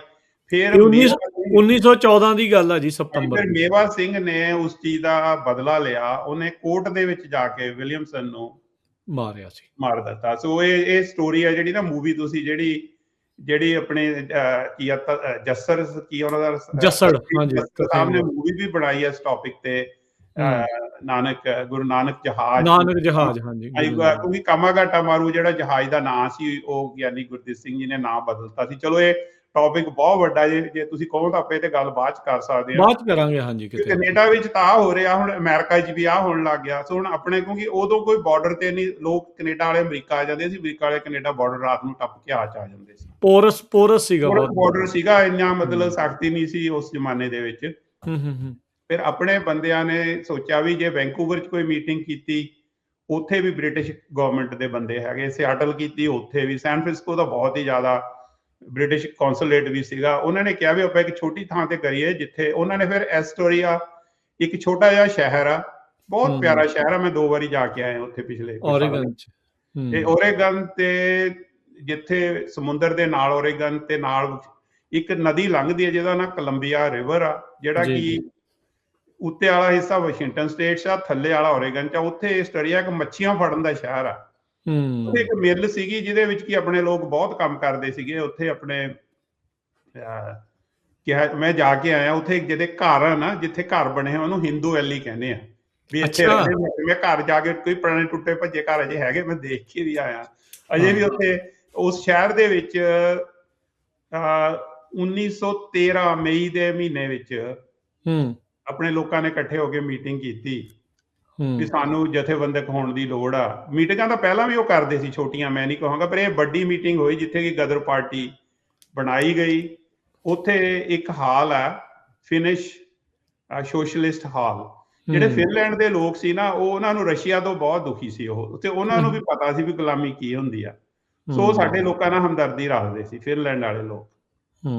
ਉਸ ਹਾਲ ਦੇ ਵਿੱਚ ਮੀਟਿੰਗ ਹੋਈ ਤੇ ਉੱਥੇ ਫਿਰ ਪਾਰਟੀ ਬਣੀ। ਪਾਰਟੀ ਦੇ ਪਹਿਲੇ ਪ੍ਰਧਾਨ ਸੋਹਣ ਸਿੰਘ ਭਖਣਾ ਨੂੰ ਬਣਾਇਆ ਗਿਆ ਤੇ ਵਾਈਸ ਪ੍ਰੈਜ਼ੀਡੈਂਟ ਬਣੇ ਜਵਾਲਾ ਸਿੰਘ ਤੇ ਕੇਸਰ ਸਿੰਘ, ਤੇ ਜਿਹੜੇ ਸੈਕਟਰੀ ਬਣੇ ਉਹ ਲਾਲਾ ਹਰਦਿਆਲ, ਜਿਨ੍ਹਾਂ ਦਾ ਕਿ ਨਾਂ ਤੁਸੀਂ ਬਹੁਤ ਸੁਣਦੇ ਹੋ। ਉਹ ਸਪੈਸ਼ਲ ਇੱਥੋਂ ਕੈਲੀਫੋਰਨੀਆ ਤੋਂ ਉੱਥੇ ਭਾਸ਼ਣ ਦੇਣ ਲਈ ਗਏ ਸੀਗੇ। ਤੇ ਜਿਹੜੇ ਖਜ਼ਾਨਚੀ ਸੀ ਉਹ ਪੰਡਿਤ ਕਾਂਸ਼ੀ ਰਾਮ ਸੀਗੇ। ਸੋ ਮਤਲਬ ਨਾਂ ਤਾਂ ਉੱਥੇ ਕਈ ਸੌ ਬੰਦਾ ਇਕੱਠਾ ਹੋਇਆ ਸੀ, ਤੇ ਇਹ ਨਾਮ ਵੈਰੀਫਾਈਡ ਨੇ ਜਿਹੜੇ ਬੰਦੇ ਉੱਥੇ ਉਸ ਹਾਲ ਚ ਸੀਗੇ। ਜੀ, ਲਾਲਾ ਹਰਦਿਆਲ ਤਾਂ 6 ਮਹੀਨੇ ਬਾਅਦ ਹੀ ਜਿਹੜਾ ਚਲਾ ਗਿਆ ਸੀ। ਉਹ ਵੀ ਆਪਾਂ ਸਟੋਰੀ, ਚਲੋ ਉਹਦੀ ਆਪਾਂ ਸਟੋਰੀ ਕਵਰ ਕਰਾਂਗੇ ਜੀ, ਉਹ ਸੈਪਰੇਟ ਟੌਪਿਕ ਆ। ਹਾਂਜੀ। ਸੋ ਇਸ ਕਰਕੇ ਜਿਹੜਾ ਸਟੋਰੀਆਂ ਨੂੰ ਕਿਤੇ ਨਾ ਕਿਤੇ ਜਿਹੜੇ ਪੰਜਾਬੀਆਂ ਨੇ ਜਥੇਬੰਦ ਹੋਣ ਦੇ ਲਈ ਚੁਣਿਆ। ਦੇਖੋ ਕਿੱਥੋਂ ਸਟੋਰੀਆਂ ਤੁਰਦੀਆਂ, ਕਿੱਦਾਂ ਭਾਰਤ, ਪੰਜਾਬ ਦੇ ਜਿਹੜੇ ਵਾਸੀ ਆ ਉਹਨਾਂ ਨੂੰ ਫੌਜ 'ਚ ਭਰਤੀ ਕਰਾ ਕੇ ਉਹਨਾਂ ਨੂੰ ਬਾਹਰਲੇ ਮੁਲਕਾਂ 'ਚ ਘੱਲਿਆ। ਉਹ ਪਹੁੰਚਦੇ ਅਮਰੀਕਾ ਕੈਨੇਡਾ ਵਾਲੇ ਪਾਸੇ ਪਹੁੰਚੇ। ਕੈਨੇਡਾ ਦੇ ਵਿੱਚ ਰਾਣੀ ਦਾ ਹੀ ਰਾਜ ਹੋਣ ਦੇ ਕਰਕੇ ਉਹ ਉਹਨਾਂ ਨੂੰ ਉੱਥੇ ਬੇਸਿਕਲੀ ਵੈਲਕਮ ਨਹੀਂ ਸੀਗਾ, ਜਾਂ ਉਹਨਾਂ ਦੇ ਉੱਤੇ ਨਜ਼ਰ ਸੀਗੀ। ਭਾਗ ਸਿੰਘ ਭਿੱਖੀਵਿੰਡ, ਉਹਨਾਂ ਦਾ ਕਤਲ ਹੁੰਦਾ ਹੈ ਵੈਨਕੂਵਰ ਗੁਰਦੁਆਰਾ ਸਾਹਿਬ। ਫਿਰ ਉਸ ਦਾ ਬਦਲਾ ਜਿਹੜਾ ਆ ਉਹ ਮੇਵਾ ਸਿੰਘ ਹੁਣੀ ਜਿਹੜੇ ਆ ਉਹ ਲੈਂਦੇ ਆ। ਬੈਲਿੰਗਹੈਮ ਦੇ ਵਿੱਚ, ਅਮਰੀਕਾ ਦੇ ਵਿੱਚ ਇਹਨਾਂ ਨੂੰ ਖਦੇੜਿਆ ਜਾਂਦਾ। ਸੋ ਇੱਥੇ ਨਾ ਇੱਕ ਵਾਰੀ ਫਿਰ ਡਾਕਟਰ ਸਾਹਿਬ ਨੇ ਵੀ ਪਹਿਲਾਂ ਕਿਹਾ, ਵੀ ਕਲੀਅਰ ਮੈਂ ਕਰਦਾ ਜਾਵਾਂ, ਵੀ ਤੁਸੀਂ ਜੇ ਪੁਰਾਣੀਆਂ ਅਖਬਾਰਾਂ ਦੇਖੋਗੇ ਤਾਂ ਉੱਥੇ ਹਿੰਦੂ ਹੀ ਕਰਕੇ ਜਿਹੜਾ ਜ਼ਿਆਦਾ ਸ਼ਬਦ ਵਰਤਿਆ ਜਾਂਦਾ ਸੀ। ਉਹ ਇਸ ਲਈ ਕਿਉਂਕਿ ਹਿੰਦੁਸਤਾਨ ਮੁਲਕ ਦੇ ਨਾਲ ਜੁੜੇ ਹੋਏ ਸੀਗੇ। ਜਿਹੜੀ ਤੁਸੀਂ ਸੇਂਟ ਜੌਨ ਪਾਲ ਦੀ ਗੱਲ ਕੀਤੀ ਸੀ, ਜਿਹੜਾ ਇਲਾਕਾ ਸੇਂਟ ਜੌਨ, ਉਦੋਂ ਜਿਹੜਾ ਨਾ ਸਾਰੀਆਂ ਬਰਾਦਰੀਆਂ 'ਚ ਭਾਈਚਾਰਾ ਬਹੁਤ ਸੀ। ਹੁਣ ਵਾਂਗੂ ਵੰਡੀਆਂ ਨਹੀਂ ਸੀਗੇ। ਜਿਹੜੇ ਪੰਜਾਬੀ ਸੀ ਨਾ, ਉਹ ਸਾਰੇ, ਉਹਨਾਂ ਦਾ ਆਪਸ ਬਹੁਤ ਮੁਹੱਬਤ ਸੀਗੀ। ਉਹ ਬੜੇ ਸੈਕੂਲਰ ਤੇ ਓਪਨ ਮਾਈਂਡਡ ਸੀਗੇ। ਉਹ ਚਲੋ ਇਹਦੀ ਮੈਂ ਤੁਹਾਨੂੰ ਗੱਲ ਦੱਸਣੀ ਚਾਹੁੰਦਾ। ਜਿਹੜਾ ਐਸਟੋਰੀਆ ਨਾ, ਮੈਂ ਆਪਣੇ ਜਿਹੜੇ ਸਰੋਤੇ ਸੁਣ ਰਹੇ ਆ ਉਹਨਾਂ ਨੂੰ ਬੇਨਤੀ ਕਰਾਂਗਾ ਵੀ ਤੁਸੀਂ ਐਸਟੋਰੀਆ ਕਦੇ ਜ਼ਰੂਰ ਜਾਇਓ। ਉੱਥੇ ਇੱਕ ਤਾਂ ਪਲੈਕ ਲੱਗਿਆ ਹੋਇਆ, ਜਿਹੜਾ ਉੱਥੇ ਪਾਰਕ ਹੈ ਨਾ, ਜਿੱਥੇ ਰਿਵਰ ਪਾਰਕ ਆ, ਉੱਥੇ ਬ੍ਰਿਜ ਦੇ ਥੱਲੇ ਇੱਕ ਪਲੈਕ ਲੱਗਿਆ ਜਿਹੜਾ ਕਿ ਗਦਰ ਪਾਰਟੀ ਨੂੰ ਰਿਕਗਨਾਈਜ਼ ਕਰਦਾ। ਉਹ ਉੱਥੇ ਜਦੋਂ 100 ਸਾਲਾ ਸੀ ਗਦਰ ਪਾਰਟੀ ਦਾ, 2013 ਦੇ ਵਿੱਚ ਉਹਨਾਂ ਨੇ ਬਹੁਤ ਵਧੀਆ ਦਿਨ ਮਨਾਇਆ ਸੀ। ਉੱਥੇ ਜਿਹੜਾ ਲੋਕਲ ਮਿਊਜ਼ੀਅਮ ਹੈ ਉਹਦੇ ਵਿੱਚ ਤੁਹਾਨੂੰ ਤਸਵੀਰਾਂ ਮਿਲਣਗੀਆਂ ਕੁਝ ਪੁਰਾਣੀਆਂ। ਉੱਥੇ ਇੱਕ ਸਾਡੇ ਭਰਾ ਨੇ, ਜਿਹੜੇ ਮੈਨੂੰ ਉਹਨਾਂ ਦਾ ਨਾਂ ਨਹੀਂ ਹੁਣ ਯਾਦ ਆ ਰਿਹਾ, ਉਹ ਉੱਥੇ ਹੈਮਪਟਨ ਇਨ ਔਨ ਕਰਦੇ ਨੇ ਉਸ ਸ਼ਹਿਰ ਦੇ ਵਿੱਚ। ਉਹ ਬੜੇ ਵੈਲਕਮਿੰਗ, ਤੇ ਜੇ ਤੁਸੀਂ ਕਦੇ ਜਾਓ ਉਹ ਤੁਹਾਨੂੰ ਟੂਰ ਵੀ ਦੇ ਦਿੰਦੇ ਆ। ਮੈਂ ਜਦੋਂ ਗਿਆ ਉਹਨਾਂ ਨੇ ਮੈਨੂੰ ਸਾਰੇ ਸ਼ਹਿਰ 'ਚ ਘੁਮਾਇਆ, ਬਹੁਤ ਪਿਆਰ ਦਿੱਤਾ ਜੀ। ਸੋ ਮੈਂ ਉਹਨਾਂ ਦਾ ਤੁਹਾਨੂੰ ਨਾਮ ਤੇ ਨੰਬਰ ਤੁਹਾਡੇ ਨਾਲ ਸ਼ੇਅਰ ਕਰ ਸਕਦਾ। ਇੱਕ ਆਪਣੇ ਸੈਲਮਾ ਦੇ ਵਿੱਚ ਹੈਗੇ ਸਰਦਾਰ ਜੀ, ਉਹ ਵੀ ਬੜੇ ਵੈਲਕਮਿੰਗ ਨੇ। ਬਹੁਤ ਲੋਕਾਂ ਨੇ ਸਾਨੂੰ ਉੱਥੇ ਜਦੋਂ ਅਸੀਂ ਗਏ ਬਹੁਤ ਮੁਹੱਬਤ, ਬਹੁਤ ਪਿਆਰ ਦਿੱਤਾ। ਜਿਹੜੇ ਸਾਡੇ ਭੈਣ ਭਰਾ ਉੱਥੇ ਹੈਗੇ ਉੱਥੇ, ਈਵਨ ਕਿ ਜਿਹੜੇ ਗੋਰਿਆਂ ਨੂੰ ਵੀ ਅਸੀਂ ਕੁਝ ਪੁਰਾਣੇ ਬਜ਼ੁਰਗਾਂ ਨੂੰ ਮਿਲੇ ਜਿਨ੍ਹਾਂ ਦੇ ਦਾਦੇ ਜਾਂ ਬਜ਼ੁਰਗ ਗਦਰ ਪਾਰਟੀ ਦੇ ਜ਼ਮਾਨੇ 'ਚ ਜਿੰਦੇ ਸੀ, ਤੇ ਉਹਨਾਂ ਨੇ ਸਟੋਰੀਆਂ ਦੱਸੀਆਂ ਵੀ ਇੱਥੇ ਘੁਲਦੇ ਹੁੰਦੇ ਸੀ, ਕਬੱਡੀ ਖੇਲਦੇ ਸੀ। ਉਹੀ ਪੰਜਾਬੀ ਸੱਭਿਆਚਾਰ ਵਾਲੀਆਂ ਜਿਹੜੀਆਂ ਗੱਲਾਂ ਉਹ ਇੱਥੇ ਨਾਲ ਹੀ ਆਈਆਂ ਨਾ। ਆਪਣਾ ਰੈਸਲਰ ਵੀ ਬੜਾ ਮਸ਼ਹੂਰ ਹੋਇਆ ਜੀ, ਜਿਹਨੇ ਕਿ ਉੱਥੇ ਨਾ ਕਿਸੇ ਗੋਰੇ ਨਾਲ ਉਹਦੀ ਸ਼ਰਤ ਲੱਗੀ ਸੀ। ਅੱਛਾ, ਸ਼ਰਤ ਲੱਗੀ ਤੇ ਆਪਣੇ ਬੰਦੇ ਨੇ ਉਹਨੂੰ ਢਾ ਲਿਆ ਜੀ। ਉਹ ਪੂਰੀ ਨਿਊਜ਼ਪੇਪਰ ਦੇ ਵਿੱਚ ਆਈ ਸੀਗੀ, ਉਹ ਮੇਰੇ ਕੋਲ ਹੈਗੀ ਸਟੋਰੀ। ਉਹ ਵੀ ਆਪਾਂ ਕਰਾਂਗੇ ਅਗਲੀ ਵਾਰ, ਆਪਾਂ ਜਿਹੜਾ ਉਸਨੂੰ ਜਿਹੜਾ ਸ਼ੇਅਰ ਕਰਾਂਗੇ। ਸੋ ਇਹ ਜਿਹੜਾ ਲੜੀਵਾਰ ਪ੍ਰੋਗਰਾਮ ਆਪਾਂ ਸ਼ੁਰੂ ਕੀਤਾ ਆ, ਸੋ ਕੋਸ਼ਿਸ਼ ਆਪਣੀ ਇਹੀ ਆ ਵੀ ਜਿਹੜਾ ਪੰਜਾਬੀਆਂ ਦਾ ਅਮਰੀਕਨ ਇਸ ਧਰਤੀ ਦੇ ਉੱਤੇ ਪਹੁੰਚਣ ਤੱਕ ਦਾ ਸਫ਼ਰ, ਤੇ ਇੱਥੇ ਦੀ ਜਿਹੜੀ ਸਟੋਰੀ, ਇੱਥੇ ਦੀ ਜਿਹੜੀ ਜਰਨੀ ਆ, ਉਸ ਦੇ ਉੱਤੇ ਆਪਾਂ ਝਾਤ ਮਾਰੀਏ ਕੀ ਕੁਛ ਜਿਹੜਾ ਉਹ ਝੱਲਣਾ ਪਿਆ। ਤੇ ਅੱਜ ਜੇ ਉਹਨਾਂ ਦੇ ਮੁਕਾਬਲੇ ਦੇਖੀਏ ਤਾਂ ਆਪਾਂ ਕਿੰਨੇ ਸੌਖੇ ਆ, ਤੇ ਆਪਾਂ ਕੀ ਕੁਛ ਜਿਹੜਾ ਉਹ ਕਰ ਸਕਦੇ। ਉਹਨਾਂ ਨੇ ਉਹਨਾਂ ਹਾਲਾਤਾਂ 'ਚ ਕੀ ਕੁਛ ਕੀਤਾ, ਤੇ ਆਪਾਂ ਕੀ ਕਰ ਸਕਦੇ ਹਾਂ। ਉਹ ਸਾਰੀਆਂ ਚੀਜ਼ਾਂ ਨੂੰ ਜਿਹੜਾ ਆਪਾਂ ਗੱਲਬਾਤ ਜਿਹੜੀ ਉਹ ਕਰਦੇ ਰਹਾਂਗੇ। ਡਾਕਟਰ ਕੰਗ, ਅੱਜ ਦੇ ਪ੍ਰੋਗਰਾਮ ਦੇ ਲਈ, ਇਸ ਪਲੇਠੇ ਪ੍ਰੋਗਰਾਮ ਦੇ ਲਈ ਬਹੁਤ ਬਹੁਤ ਧੰਨਵਾਦ। ਆਉਂਦੇ ਵਾਰੀ ਤੱਕ ਤੁਹਾਡਾ ਬਹੁਤ ਬਹੁਤ ਧੰਨਵਾਦ। ਸਤਿ ਸ਼੍ਰੀ ਅਕਾਲ, ਮਿਲਦੇ ਹਾਂ ਜੀ ਫਿਰ ਅਗਲੀ ਵਾਰੀ।